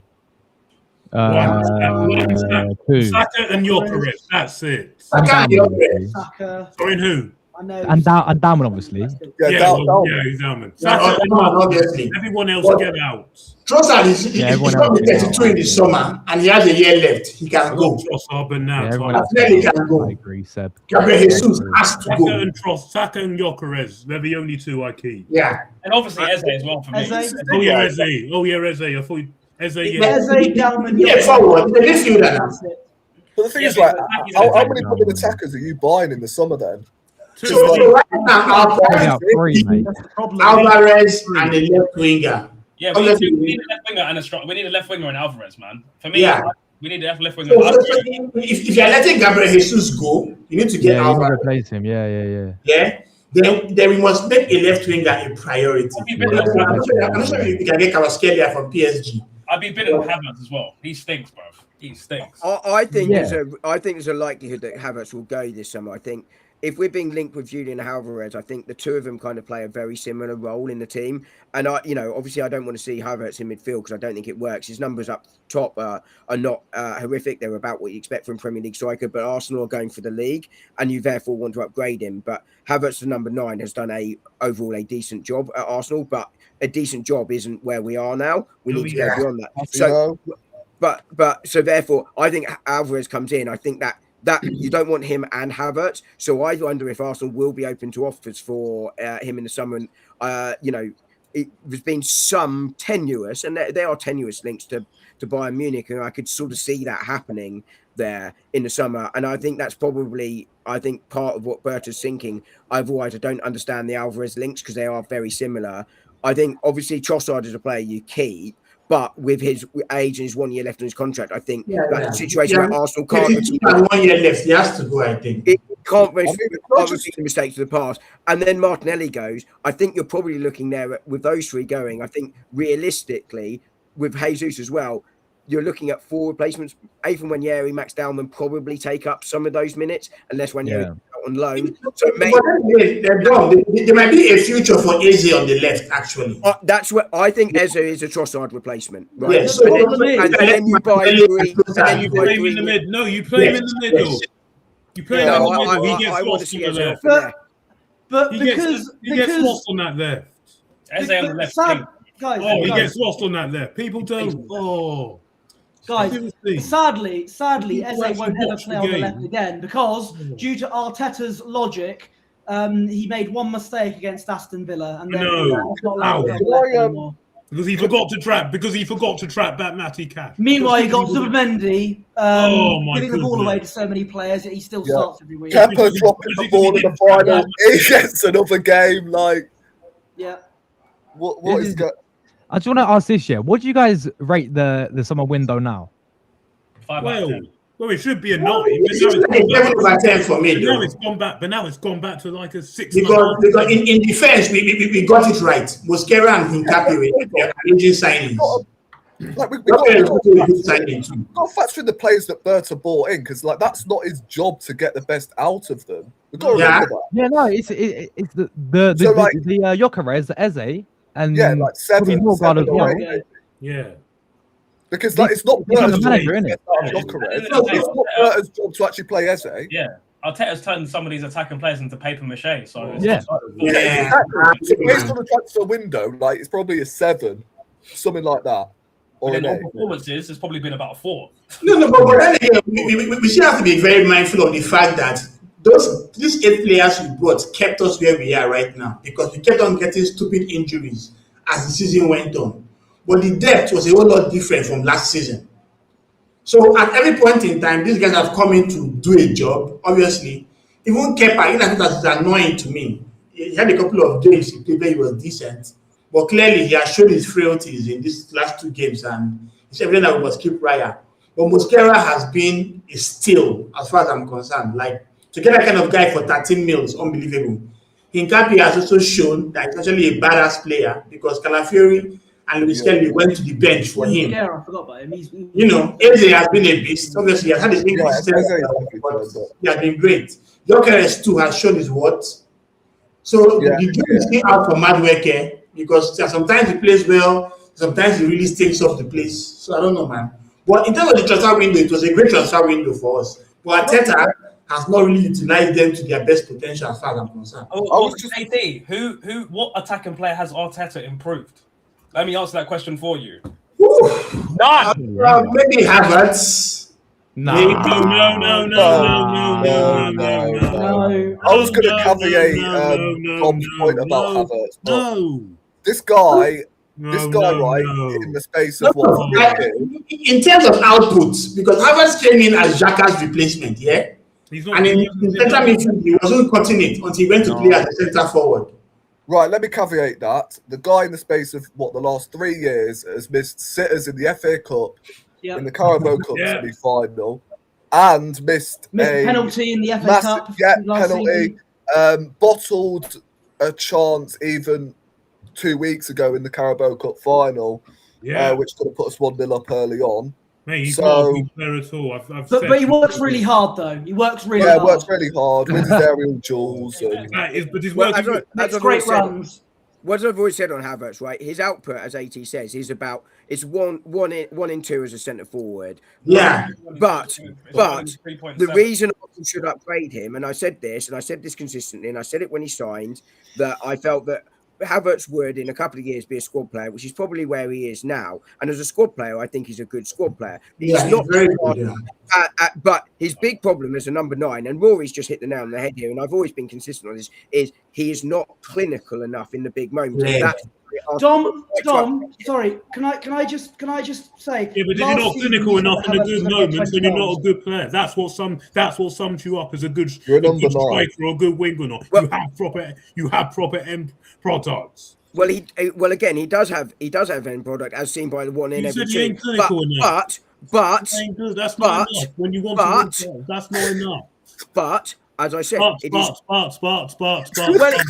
know what, Seb? You talk about standards. How about you get some personal standards, mate? Right? And I've got some proper standards. I want to win. So do I. But how about you show some actual respect? And I do show some respect. Stop interrupting and let me finish the question. Come on. No. So as I said, let him finish, bro. Let him clearly. I just get set up, and then every week I see this because of. As I said very clearly. Very clearly, it's why he shouldn't be the starter in the side, and it's why you look to upgrade him, right? But as AT says, his output is exactly that. But it's why Arsenal were right to upgrade him, and it's why Arsenal will continue to look to upgrade the squad, and it's why he's on that list. It's why I talked about where we're now looking to go to Julian Alvarez, because we're looking to get better, and I think that's right. But that does, and I have no problem if we do that. But I do think his output as a number 9 was better than it was at Chelsea. And it is still 1 in 2, but that's why that lack of clinicals in those big moments is the difference between a great player and a good player. He's a good player, he's not a great player, and therefore, as a squad player, I have no problem with him. If you told me he's my number 9 in the big games and he's going to start every game, that's a different matter. But why is it that for some reason he tends to have these moments where he has an opportunity to score, but he just misses? Exactly, and that's why the Carabao Cup final, that chance he had. Yeah. You should have buried that one. You should have buried that game. Exactly, and that is exactly why he is a squad player. Which, if you can upgrade, you definitely do. But it's a difference, as I say, between a good player, which Havertz is, and a great player, which Havertz isn't, because of those moments. But to the question that was asked, and you're right, AT. I think that his output is there, but Arsenal can look to upgrade that, and I think we'll look to upgrade that. Yeah, we have no choice, actually, man. Our attack is horrible. Like, we're in April, right? And we have only one attacker in double figures in the league.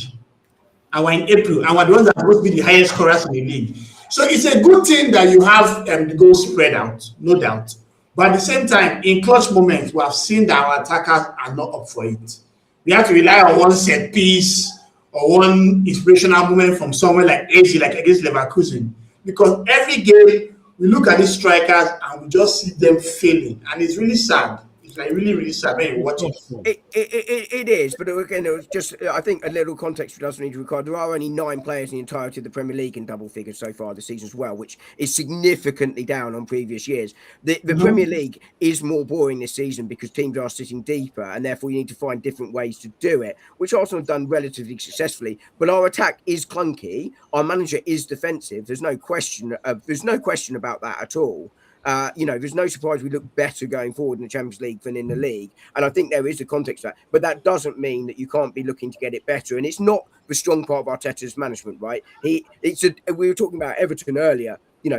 If Arteta is described by people like James McNichols and other journalists as a cross between Pep and David Moyes, and there's some truth to that, but I think he's far more David Moyes than he is Pep in terms of his approach and philosophy, for sure. And that does reflect in our attacking play. But again, I do talk about context a lot because it is important, but it doesn't mean, of course, it can't be better. And but John, do you want to agree that this season our attack has really suffered because of the tactics? Because for some reason, our wings are so far out, and the fullbacks can't come to the half spaces. I don't like our fullbacks being so far forward. I don't understand that. I know you're trying to overload the central areas slightly, but when you're not with your fullbacks. Not with your fullbacks. That's where our midfielders should be. If we want to get our fullbacks into the attacking areas, I'd rather they were wide in the sort of Ben White and Cappy area. So I think there is an element to that as well. And I don't like the way we necessarily look to approach it, because actually the central areas are also the compact areas. As I say, part of the reason why goal scoring across the Premier League is down, and I think strikers and wingers are struggling this season for numbers. As a rule, Semenyo is probably the sort of almost the exception to that in terms of, and what's his name at Brentford? Thiago. Thiago. Those two. Look at him. Look how he's getting the best out of him. Those two have really excelled, but most strikers are struggling, and I think it's because the central space is being denied to people. And I don't understand. Then, to your point, I agree with you. I don't understand why we're trying to get the fullbacks of all people into the central areas to overload that, because they're not going to unlock that space. That doesn't make sense to me. And as I just want to say quickly, right? A lot of Arsenal, well, not a lot of Arsenal fans, but some have already they want to cut ties with Saka already. Like, are you guys at that point yet? No. If you're not, then how long are you willing to give him? So I think we need to change our approach, because when Saka was at his best, he had that triangle with White and Odegaard, right? And White was overlapping on the flanks while Odegaard was cutting in, and you could see that he actually got the best out of him. But Timber is actually stifling Saka's play, because Saka was far wide and he's so isolated, like what's happening to Martinelli on the other side. So I don't know why we're even expecting so much from him when the tactics are actually failing him from the onset.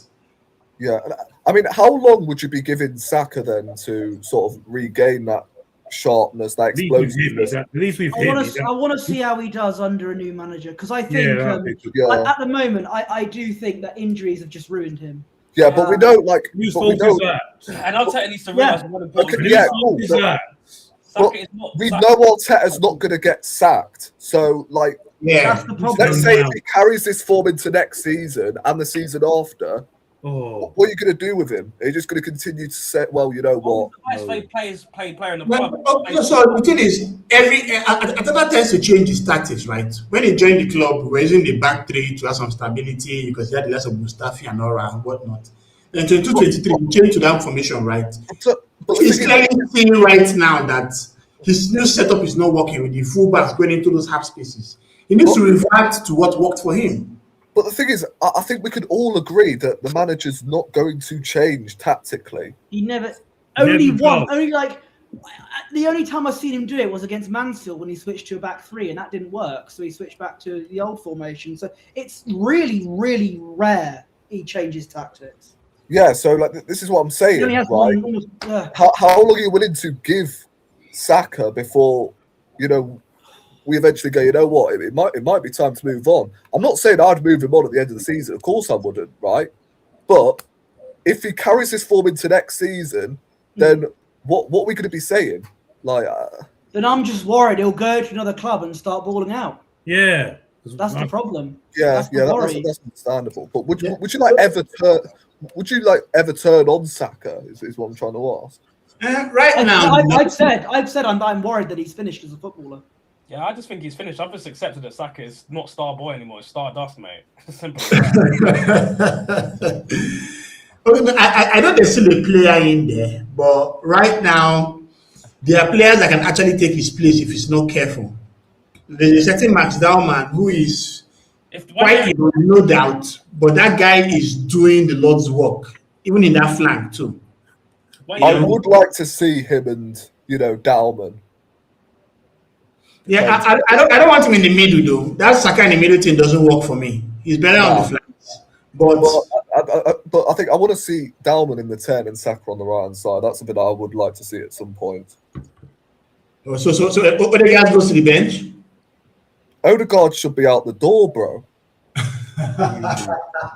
He should have been left in the South Coast on Saturday. Yeah, bro, I had considerations whether we should sell him or not last summer, for God's sake, because he really did piss me off with them performances. No, but if you remember, one of the challenges we had in the previous campaigns was the lack of depth. So there's only so much player that you can actually bin. Yeah, but I know Odegaard is a quality player. But having depth doesn't mean having a good squad, though. If the depth of the players are dog shit salad, what's the point of having depth if it's dog shit? But at least we've seen these guys output. This is Odegaard that we're abusing right now. He hit 15 in 2023, and we know that there's a player in there. We've seen him do what he can do. Just that right now, Arteta is the one that is basically stifling this club. Yeah, would you a Hansi Flick or a Luis Enrique and give me the same players, and you see something different? And I agree. I agree. Because that's valid. Yeah, that's valid. Yeah, players that have flamboyance, but we're playing this mechanical haram football that is making them become like robots. Yeah, it's not really working for them. That's a good point as well, because if we're saying okay, I'm worried that Saka is going to kick on under another manager elsewhere, etc., then would you think the same about Odegaard? Yeah, I will, because he's a very flamboyant player. If you have Odegaard in a team like Barcelona, he'd be unplayable because he's that kind of player. You guys and stuff like that. Do you think players like Odegaard, Martinelli, would these lot perform? I think like AT said, I think in a team like Barcelona, you'd see a better Odegaard. But I think players like Martinelli, he's a bird brain, bro. He's a bird. No. Martinelli on the flick could do some damage. That guy, bro. We saw what happened with Rafinha when he went to Barcelona. His first season, a lot of Barcelona fans wanted him sold. And he's got better tech, and he's got better game. But he has showed signs as well. I think there's a big difference between Rafinha and Martinelli. I think Martinelli, if you went and put him in a side, in a Europa League side, I think Martinelli will get big output because I think teams will leave that more space that he thrives on. And I think that's probably about Martinelli's level. He will prove to be a good investment because we paid next to nothing for him. But I think that's where he really thrives. In terms of Martin Odegaard, again, I think he's a player that sort of needs space to play those little balls into. And I think the big problem I have with Martin Odegaard, and the reason I worry for his form at Arsenal, is because he's not getting close enough to Gyökeres or whoever. Yeah, too deep. I hear that shit, man. And I think that is really impacting him. In terms of Saka, I think Saka's numbers in a different season could be significantly higher. I mean, he's had 3 or 4 assists taken away from him because they've been own goals or they've been deflected or what have you. And his output in terms of his the underlying attacking numbers, are still really, really high. And I think wingers in general have struggled this season, but he has had a difficult year. And, as I said, we're talking earlier about the attack, and I genuinely agree with you that, there has to be some context to it, but Arsenal's attack has struggled this year. So I think Saka will undoubtedly re-find his form, and I think if you did bring in like a Flick or someone like that, I think the way Arsenal play is very, very different. I think you'll see us lose some control in games. I think you'll see us be defensively slightly more open and we concede more goals because I think it's a philosophy thing. Our attack sometimes does struggle because their manager is more defensive, but equally, I think there's some context around just how the league is setting up. But Bukayo Saka, for me, is still a very good player. I'm not concerned about him long term at all.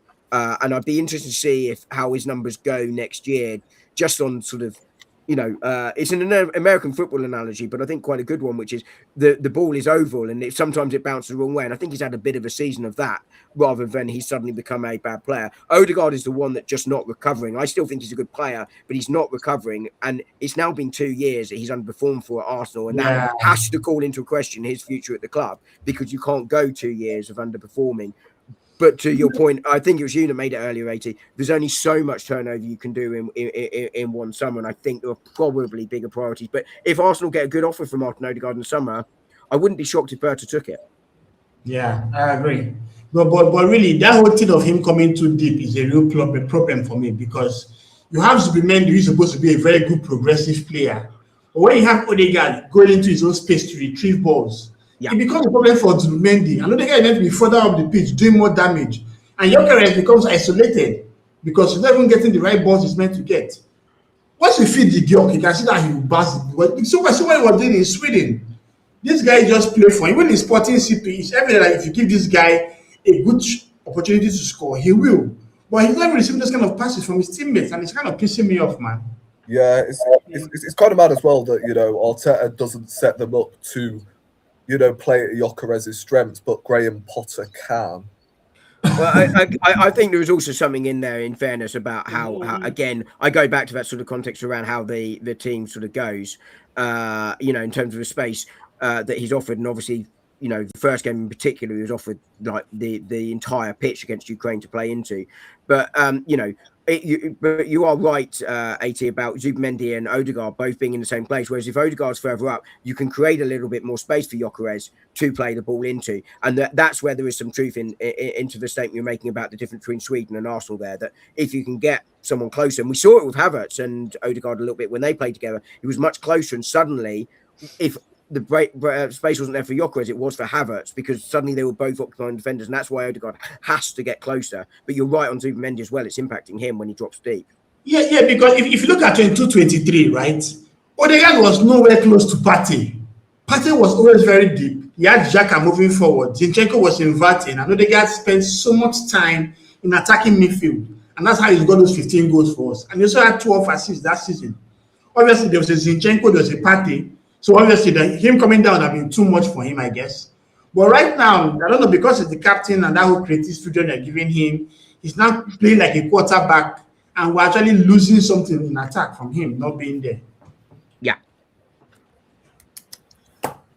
Yeah. We are going to move on to the sporting game, because I want to get you guys' thoughts on, the injury news, because obviously, we've heard Timber isn't in the squad. Neither is Saka, so they're not going to be playing tomorrow. However, we've got, the likes of Declan Rice and Gabriel fit for the game. I don't know how to feel going into this one, in all honesty. I don't even know, what I'll go with in terms of the team selection, because, I think a lot of players against Southampton, in fact, all of them, apart from Dalman, did not cover themselves in any glory whatsoever. Yeah. So I honestly don't know who to start. At least, the goalkeeper will change from the last two games. Amen. That's a positive. Well, it better be, that's for sure. But apart from that, was Saliba in training today? I don't know if he was. He wasn't reported missing, so. Yeah. He said he was, so I'm sure he was. Yeah. Yeah, so hopefully we'll have both centre-backs fit. Nkapie, I don't think... has he been reported? No. Nkapie's out. Nkapie, Eze, Moreno and Saka. Yeah. And Timber. Yeah, we'll have to go to Calafiori in that one. But seriously, I'm really concerned for Ben White, man. Because same. Pedro Gonçalves, Putin, that guy is a beast. Yeah, to be honest, right, I'll be considering playing Mosquera at right back at the moment. Yeah, in all honesty. Because if Schienza, a low-grade left winger at Southampton, skin this guy like he was not even existing, how much more an experienced player like Putin? So right now, I think we should play Mosquera as a right back. Obviously, he may not offer us much in attack, but we're going to an away ground. We need to basically try to defend at the very least. Yeah. Hopefully, like, they should be back for Bournemouth, though, is what I'm hearing. Yeah, but he won't be fully fit. Yeah, Arteta will probably rush them back. You know, that's the issue. We'll go to Dom first. How's your confidence levels going into the sporting game? Because I think the confidence was sort of dampened after, like, Everton, which felt like a distant memory. Like we were all optimistic that we were gonna, kick on from that. It turns out we've plateaued massively. But how's your confidence levels going into this sporting game? Yeah, obviously it's lower after the 2 defeats. You can't, there's no denying that. As I spoke about earlier, there are worries, and Arsenal, the only thing they can do now is win if they want to change that narrative, which is why the questions being asked are absolutely fair. I think obviously this is a 2-legged game, and I would expect Arsenal to make sure they don't lose it first and foremost. But I think it's important, given the context of the last 2 games, that they go there and try and win this game. I don't expect it to be all-out attack. I don't think Sporting will be as attacking as they were against Bodo Glimt either. But Sporting, they're going to have to win this game, I think, if they want to go through, and I think they'll be aware of that. So I think that'll be an intriguing game, and it'll be interesting to see how Arsenal set up tactically. And I think right back is one of those interesting areas, isn't it? It's that difference between making sure that you don't lose this game in the first leg because it is over 2 legs, and wanting to win it and put it to bed. Because I think it'd be almost indicative of how Arteta approaches this game, whether it's Mosquera or White. Because if it's Ben White, you could argue that he's probably trying to go and win the game more, because Ben White as an attacking force is significantly stronger than Mosquera. Yeah. If it's Mosquera, it says I'd like to win this game, but I definitely don't want to lose it. And I think, Arteta is obviously a more defensive manager, but that doesn't mean he's trying to not win the game, of course, but he's not necessarily going all out in a sort of Jurgen Klopp sort of style to win it. So I think that'll be interesting. Calla will come back in at left back. I was mentioning, sort of wondering why that might be, whether Miles Miskelly was the left back on Saturday, because of Calla's minutes. But, Zubimendi and Rice will come back in. And then I think it'll be Odegaard or Havertz in a 10. We won't see both, because I don't want to see that Havertz in midfield. I've said it all along. I think his best position is just behind the number 9. If he starts in midfield again, and we lose, and it costs us the title, do you sack the manager? Well, I've said all season, if we don't, you sack the manager on the spot. If we don't where this season, then of course the manager goes. Been quite clear on that. But and then it'll be Saka on the right, Jokeres up front. I think left wing will be the other interesting one here, which will be, is it Trossard or is it Martinelli? Because if Sporting do come forward, Martinelli's pace going down that left side could be really interesting. But I wonder, and I don't expect to see this, but if it was me, I would go with Max Dalman, because I think you've got the pace and the trickery. The lad is special. On the left, I would go him on the left. I would as well. I think he'll do a better job than any of our left wingers. And I think we've got the. I would do a better I don't. We won't see it. We won't see it. I think we'll see Trossard. But I'd rather see Martinelli over Trossard for this one, just because I think of the way Sporting are going to set up. And I'd rather see Trossard in the return game at the Emirates. I think that's the way. But I wonder if it's worth giving Dalman another go. I don't think we're going to see him start 2 games in a row for Arsenal, but I do wonder whether he might do that. I would do that, but I don't think he will. But I think Arsenal will be much stronger for this one. I think he was obviously aware of what a big week this is. He underestimated Southampton, but he was also clear that he wasn't going to play players that he wasn't totally confident in terms of fitness-wise going to Southampton game. I don't think we'll see that against Sporting. We will see Arsenal play the strongest available side he has. What about you, Posh, bro? I'm finding it quite difficult to psych myself up for this game, really, considering how we've played recently. Though the last time I felt like that was the Tottenham game, and we ended up winning 4-1. So hopefully that's a secret good sign, but I highly doubt it. Maybe Leverkusen, second leg. Well, I'm finding it quite difficult to look forward to it, to be honest, because 2 games in a row. We're out of 2 competitions.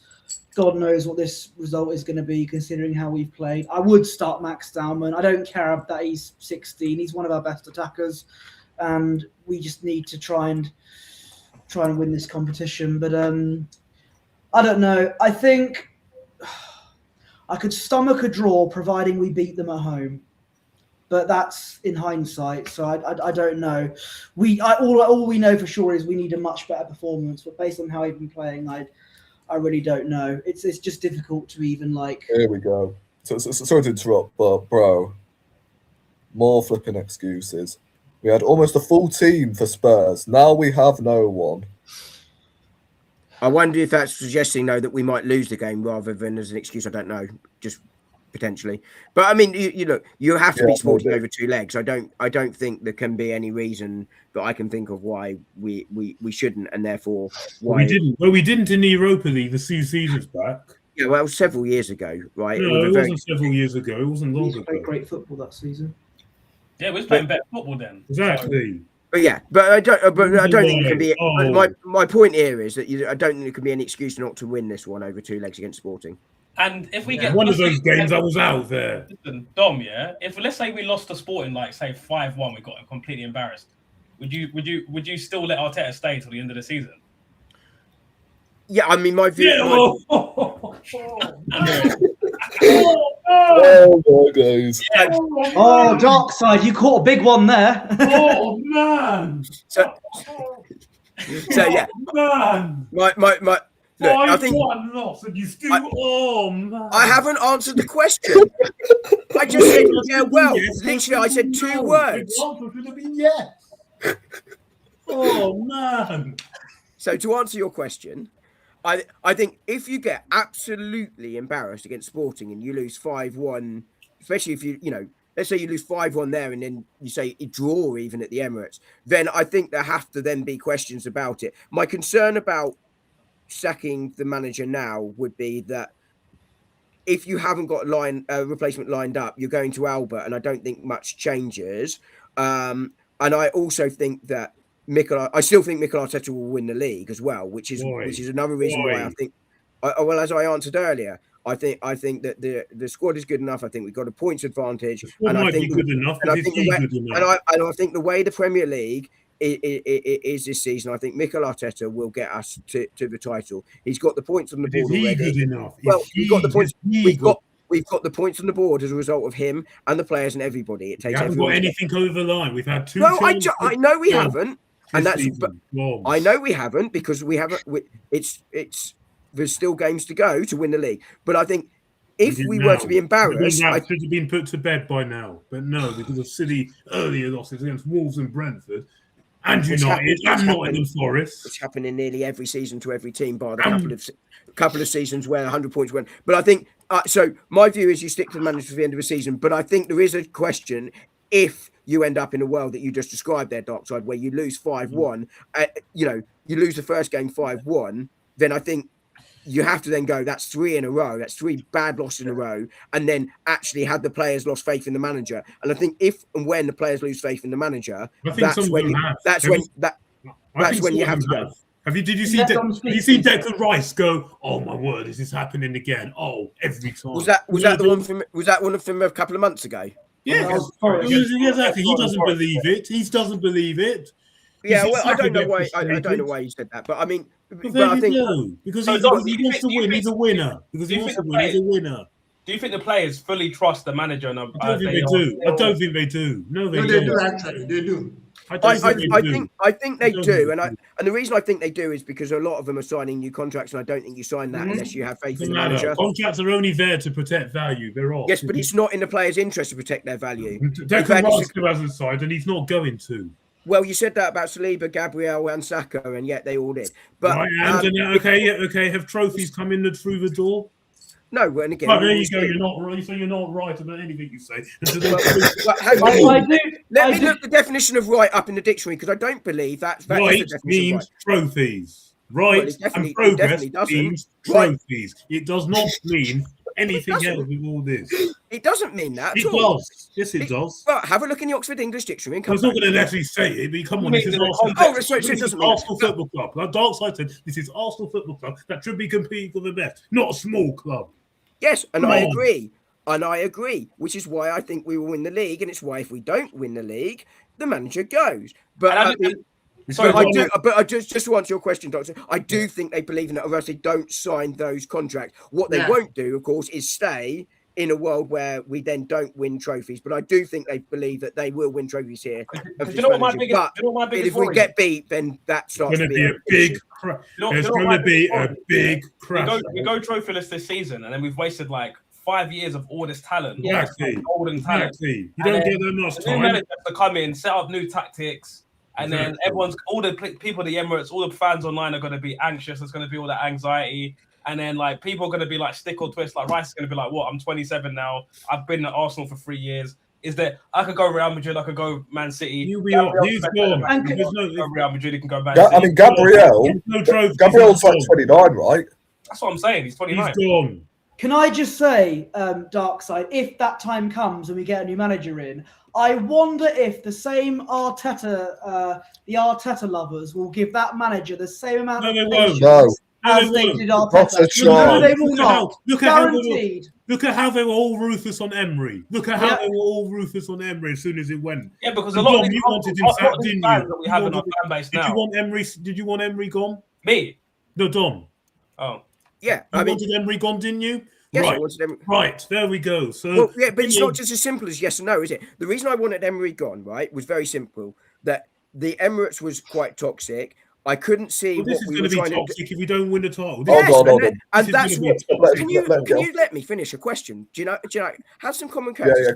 Come on. So you asked about Emery. So yes, I wanted Emery gone, and the reason being that Arsenal have become toxic. I didn't see a tactical identity. I didn't see us going anywhere, and clearly the players had lost faith. And I just said, if in a world we lose 5-1, as Darkside just said, Well, I don't let him back on the plane. Don't even let him back on the plane. Hold on, Sam. Can you let him, finish it? I don't think. I don't think Arsenal will. And my preference is to see Arteta to the end of the season because, as I said, I think we win the league, which you don't agree with, and that's fine. But I think in a world where you lose 5-1, your players probably are starting to question your manager, and at that point, I think it becomes untenable for nearly any manager to continue, which is why the questions have to be asked. So that's why I wanted Emery sacked. I think if a new manager comes in, I think you have to give a new manager a couple of years, unless you are having a real torrid time and everything is going horrifically wrong. I mean, this is an example from the other end, but like Igor Tudor, he has to win, or we've gone. Just like with Arteta, I'll be the same person towards. I'll be just like I was with Arteta. I want to win, or I want this guy, or I want him gone. Look at what it's like at Real Madrid. No time, you win or you're out. But as I say, I think you get. I think he gets a lot less time, a new manager, because I think this club is in a better position than it was a few years ago. Arteta should never been given this long in the first place. The thing is, like, Arteta's had 6 years at this club. He's spending $1 billion. He's had 24, 23 attempts of trophies. Would he have lasted 6 years at Tottenham? No. Would he have lasted 6 years at Wolves? No, he would not. No. This fan base has lower standards than Accrington Stanley than it does. It's embarrassing. But Dark Side, who are they? Arsenal. Are you old enough for that one? Just me. No, but like these fans have higher standards for their rivals to banter them online in their own club. So they'll say like, "Oh, Tottenham don't win this. Look at Chelsea, billions." What did they win? Man United. But let's be honest. Let's keep it 2000. Yeah. Let me look at the camera when I say this shit. Yeah. Eric Ten Baldy still has double the amount of trophies as this Lego head fraud fam. Yeah. No. Look.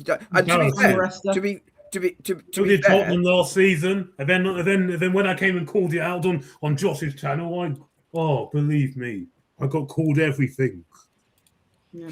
Because I want to win and I keep the standards high. And I don't accept losing. I don't accept losing. I know we're not winning the Champions League. That was always a pipe dream, and I know we're not winning the Premier League because I said after the final that final performance was the precursor to how we're going to play in every single critical game. And this has been happening since 2021.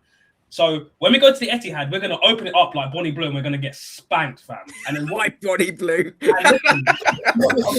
Sorry, that was good. That was a good line. I'm not even confident we're going to be Bournemouth. I'm not even confident we're going to be Bournemouth. Don't be surprised. Evan Ilson loves scoring against us. Don't be surprised if that's a draw. Don't be surprised. I've already predicted 2-2 for that game. Evan Nilsson masterclass. I'm telling you right now. He loves scoring against us. Loves it. No, yeah, he does. Even at Porto, he did well against us. Oh, and I was out there. And here's the thing: we didn't even speak on this yet. But like, even if Rice and whoever Saka played against Southampton, I still think we lose that game anyway. There's a mentality problem with these players. It's a big mentality problem. I think that side, one major issue we have is that our finishing is very poor. Like the Southampton goalkeeper made a couple of saves, but they were very weak shots. We made the guy look as if our players have pillow foot. They have pillow foot, man. They've got that. They need some pounded Yamanaguchi, fam. They got pillow foot blood. I mean, there's no strength in that. There's no strength in them shots, man. It's ridiculous, man. Yeah, because look, see that ball that they gave Odegaard is in the penalty spot. I was playing football with my sister earlier today, and honestly, she's 8 years old, and I honestly got troubled in goal more times than I'd probably be if Odegaard was in goal. You know, I'm not even kidding. Like, she took harder shots, than Odegaard ever has for Arsenal. Like, I'm not even joking. He's lost that power in his shot, hasn't he? It was there a couple of years ago. It seems to be trying to finesse it into the corner. It's just whack it. Gyökeres scoring with his power shot. It sort of does make your point quite well there, Rory. He's the only one in the game, right? Yeah. I've forgotten who. Dart side. What would you say going into this game, bro? And what would your lineup be? I mean, to be honest, I don't care whether we win or lose. Honestly, for me at this point, I'm so mentally checked out. Like, it doesn't matter because we're not going to win the Champions League. We have no chance to win the Champions League. Like I said earlier, we like the individual brilliance. We like a manager that actually is tactically flexible and actually has game IQ and is not reactive instead of being proactive, and like being able to see the game state and changing before we concede and then bringing on Calafiori, Saka, Madueke, etc. And secondly, for me, I just want to see some runouts. I want to see Chelmsford Messi, the 16-year-old Super Saiyan, the white child of prophecy. I want to see Mike Stallman, who's either gone on the left or in the 10, because at this point, what matters is it don't even matter at this point because we ain't going to win. And it's like, I'm so mentally and spiritually deflated from this season, from all of the disappointing results and being knocked aside. I can't even get excited for the game. I should be in the semi-finals of the FA Cup and I should be Carabao Cup winners. I should be gassed, bro. I should be like, yeah, we're gonna spank Sporting, we're gonna win 7-0 and aggregate. I just don't even care. If we go tomorrow, we win 5-0. I don't even care, bro. I don't even, honestly. Just at this point, it's like it's just meaningless because we're not gonna beat Barcelona. We're not gonna beat Athletic Madrid. If we manage to miracle past them, we're gonna get absolutely torn open in the final by Bayern Munich. Harry Kane is gonna dunk on our head, bro. I think Bayern are the best side in Europe. That was in November. I was just going to say, I think Bayern Munich are the best side in Europe. We also beat PSG last season, who went on to win the Champions League. Honestly, you can't see. Yeah. Did you say your lineup, by the way, guys? Sorry, I'm just on WhatsApp at the moment. I'm just replying to a message. So you accept all this? Oh, it's a joke. What do we do? You think? Oh, it's a joke.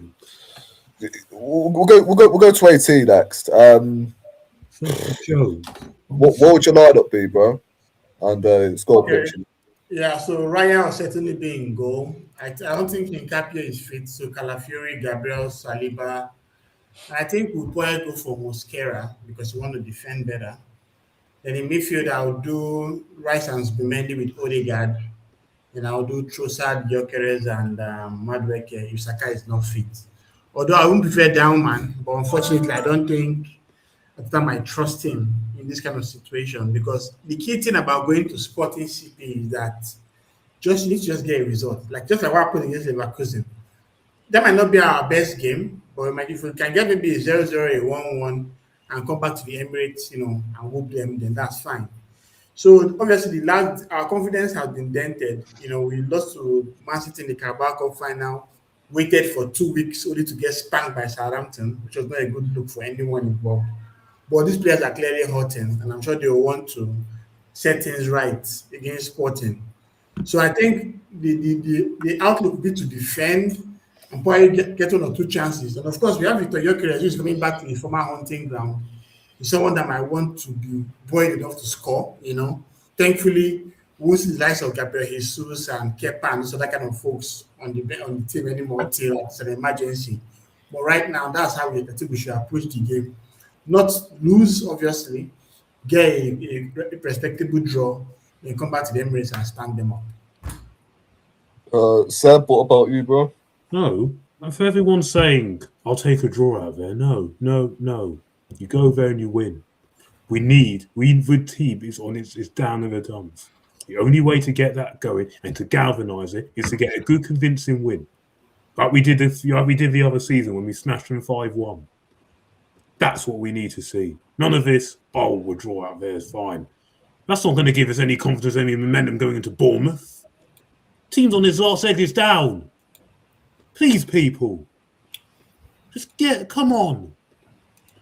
Hold the standards. I'm just getting no wonder why we're out of a couple of competitions and why people like me and Darkside and others are concerned. Go, get a win, smash them, make a statement, show that you're serious. And yes, as much as I want us to win the league, I want us to go for this as well. Especially when people say, we've got the best squad in the world, good squad. Well, that's like it. Those same people are now saying we don't have the depth to compete No. on 4 fronts. What was it then? Yeah. Were you lying all that time then? Every time we lose as well or drop points, it's like we missed this player, we missed X, Y, Z. That's why you have a squad. This week was we desperately miss Marino, don't we? Moreno. Never Arteta's fault. Moreno. These people. Come on, Moreno. I think 2 things can be true, right? You can miss a player, but equally you have to find a way to win if you're missing that player, right? You have to find a player. It doesn't matter what player you're missing. You have to still find ways. We were going for titles. When we had Henry and Bergkamp miss, it's like then we miss Odegaard. We're not getting control in midfield. We miss Odegaard now. Then Odegaard's back. We miss Eze now. It's just they just keep moving the goalpost. Absolute joke. Just admit that this manager is not good enough, man. This manager ain't good enough. All this about taking a draw out there. Come on, get a grip, some of you. Come on, and then say things I think going out this FA Cup is a good thing. It's a blessing in disguise. Wake up, right? People don't learn. It's definitely not a good thing. Being out of the cup is not a good thing. And in terms of a two-legged game, like we saw in the last round, how difficult it is to win away from home. And from that point of view, the team's on its last legs. He needs a win. This Bournemouth game this weekend is important. And the only way we're going to get the game after that is to win. It's not to get a draw. Exactly. And that's what I was just going to say. In terms of a two-legged tie, right, a draw is fine away from home. But I think this team needs a win tomorrow. Of course it needs a win.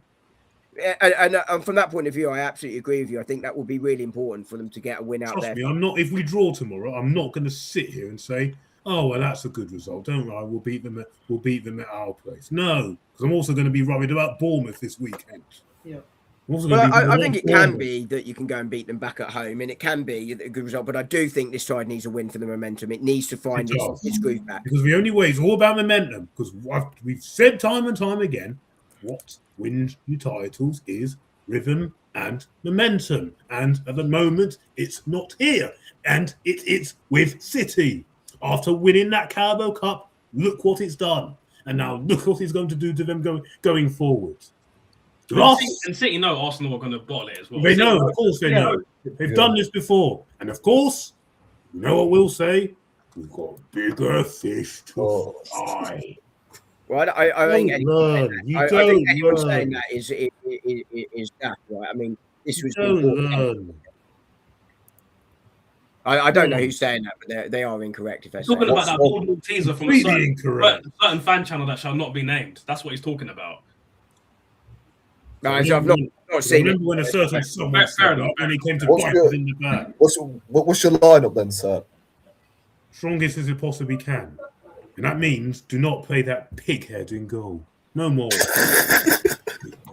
I've had enough. I've really had enough. Oh my goodness. Do not play that idiot. I don't think he will play, to be honest. He's not going to play from now to the end of the season. In goal anymore. He won't play from now to the end of the season. Do not. No more playing from the club. No more. No more. I want Raya back in that sticks. He will. It's going to have to be. It's going to have to be when White. He has to step up. Saliba, Gabriel, Calafiori, Zulamendi, Rice, Odegaard, Madueke, Gorkarez. You know what? Because he does well in the Champions League, I'll say Martinelli because of that. Not that I'm saying it with confidence, because maybe this might be competition. And then if he does bang, I expect you to go and do it in the Prem. And don't tell me that team out there ain't good enough to at least to come to be beat Sporting Lisbon. Don't tell me that team ain't good enough to do it. Don't tell me that. If it is, we've got big problems. Yeah, I mean, I was going to ask you, Seb, right? Obviously, you heard Dom and Darkside consider Dalman on the left-hand side. Is that something you would consider as well? Oh, yeah. If things aren't working, yeah, why not? Yeah, absolutely. Yeah, definitely. Yeah. At least he's actually played with confidence and he's actually played with no fear. And he's still a kid going to school. He showed all those experienced guys out there how to play football. He's an amazing talent, unquestionably. Of course he is. He should be carrying us and being our best player against a lower division, the lower league side. I just hope, like, when the manager, honestly. I hope when he doesn't turn the likes of 18, 19, he's not going to be micromanaged. Like Adrian Durham made a point about that. No. Do not listen to him. No. Don't bring that name anywhere near me. Do not bring that name. Don't bring that name. No more. Never again. You mentioned that fraud. Never again. Never again. What, Adrian Durham? Okay, there you go. Never certain journalist on a certain radio station made a point about him. I fear that it could be true if he that man does nothing but make a living. He didn't name it, to be fair. He didn't name him. No. Oh my words. I don't even know who he was talking about, to be honest. I'm not interested. Not interested in what he said. Not interested. He's not a proper football man. Not interested. I'm not interested in that channel either. What's the name? I'll send it to you afterwards. He's a big Jose fan, though. Doc's got a bounce. You're not telling me he wouldn't even won this time. I've got a dip, yeah. Thanks for having me on, Rory, yeah? Thanks. Bye, Darkside. Nice to meet you, mate. Get some rest, my G. Get some rest. Later. Arteta out. I'll tear her out, bro. Lego had her out. Oh my days. Is there anything else you guys want to get off your chest? Her out. I've simply had enough. No. These last two games have shown me he's not up to it. He's not good enough. Yeah, no. So it's kind of painful because the momentum that we were on going into the Carabao Cup final. No.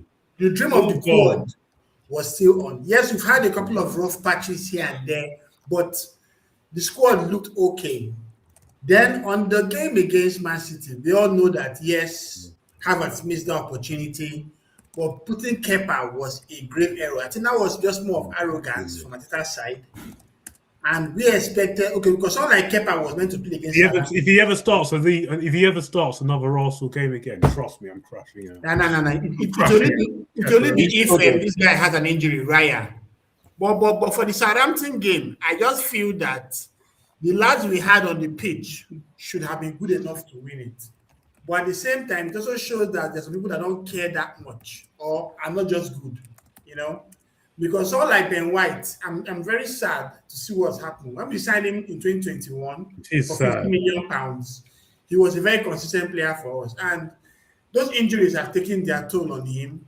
Although you cannot say excuse that misjudged header for the ball that led to the goal and whatnot. But to me, my biggest disappointment was Gabriel Jesus.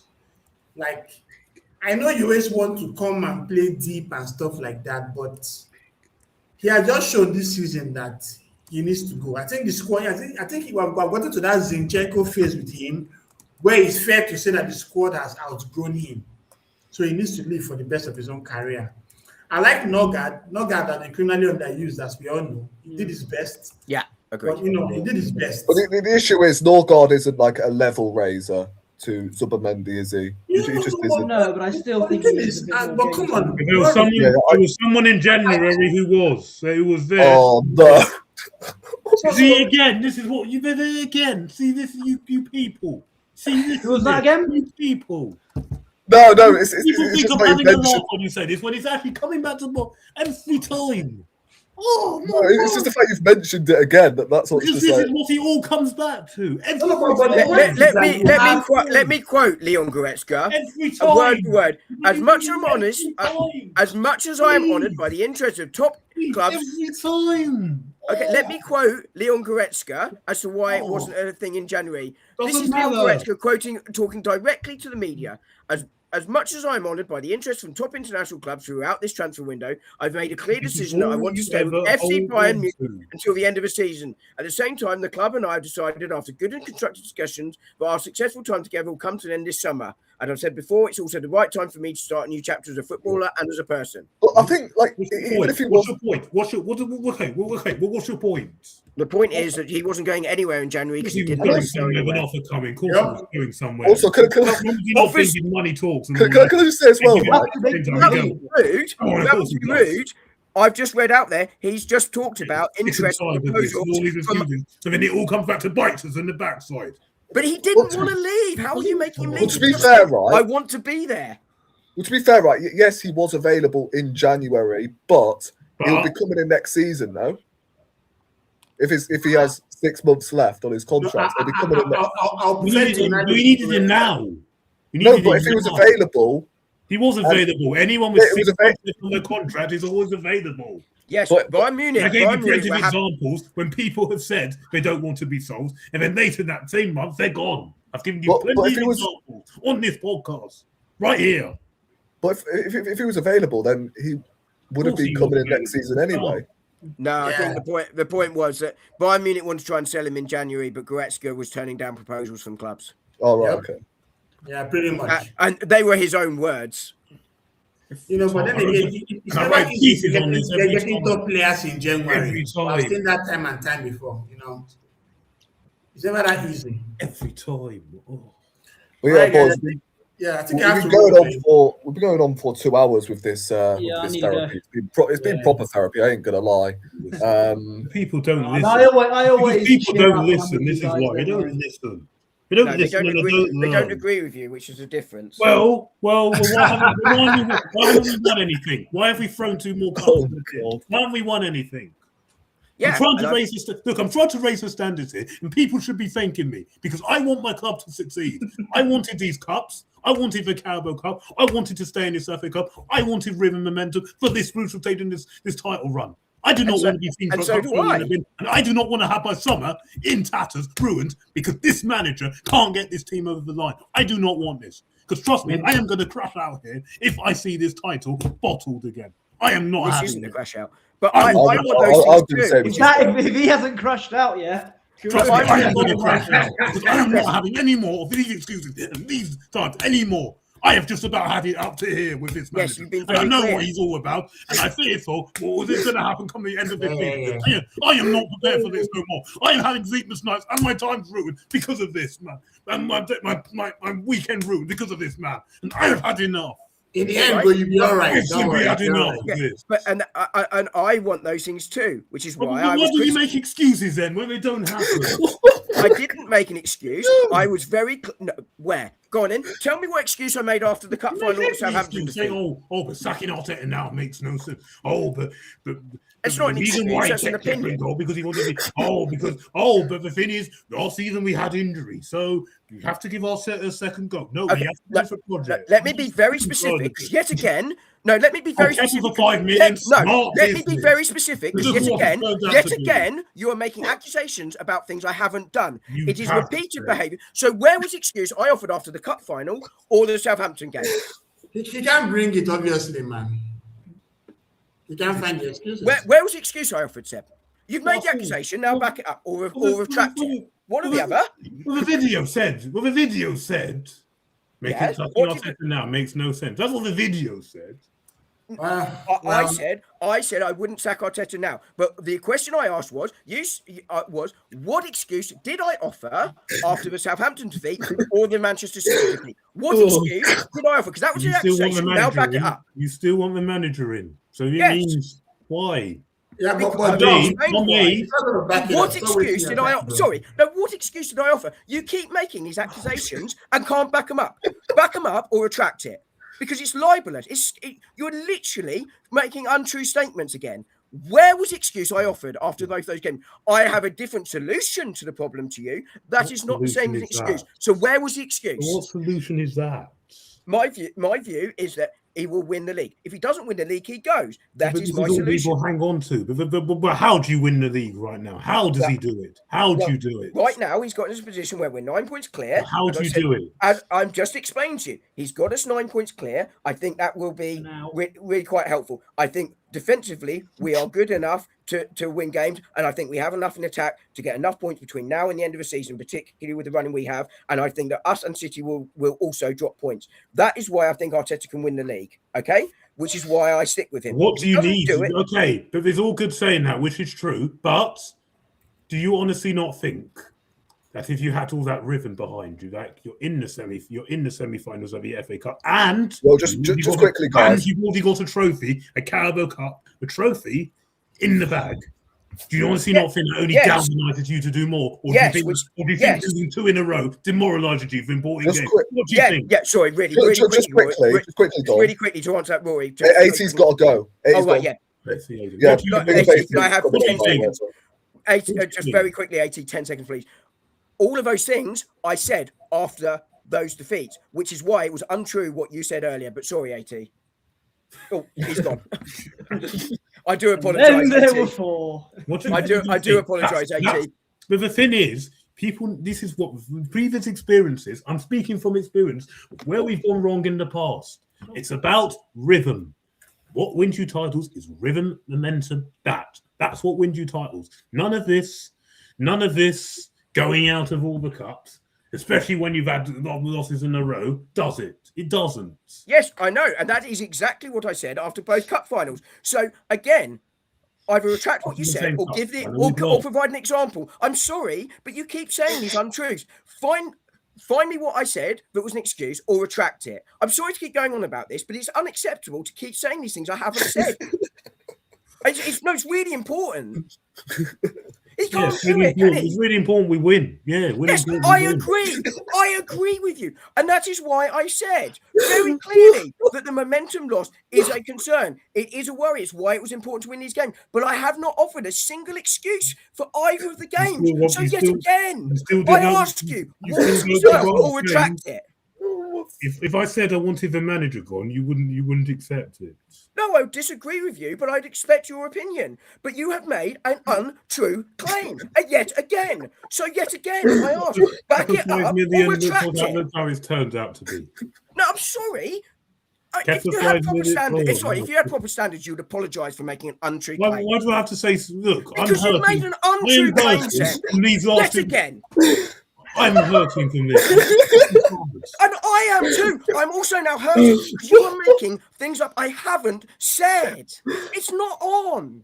It's not on. I agree with you. I'm upset about those defeats. I am upset about it. But at least tell the truth about what I've said.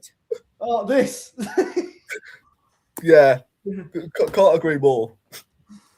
Sorry, Rory. What's your favourite colour, Posh? What's my favourite colour? Yeah, what's your favourite colour? Red, Arsenal. Same. We done. Excellent. I'm not getting my apology, am I?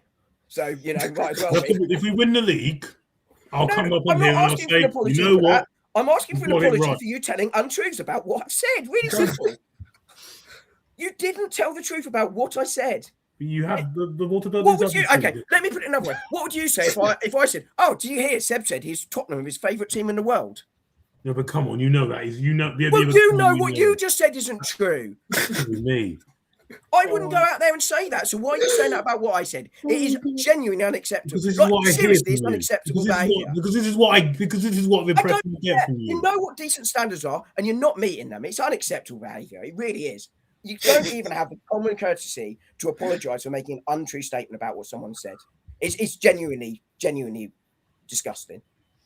I do apologise, Rory, but Oh my god, It's the cool. morning. We've been going on for 3 hours. Apologise. This is absolute cinema, bro. I'm enjoying every minute of it.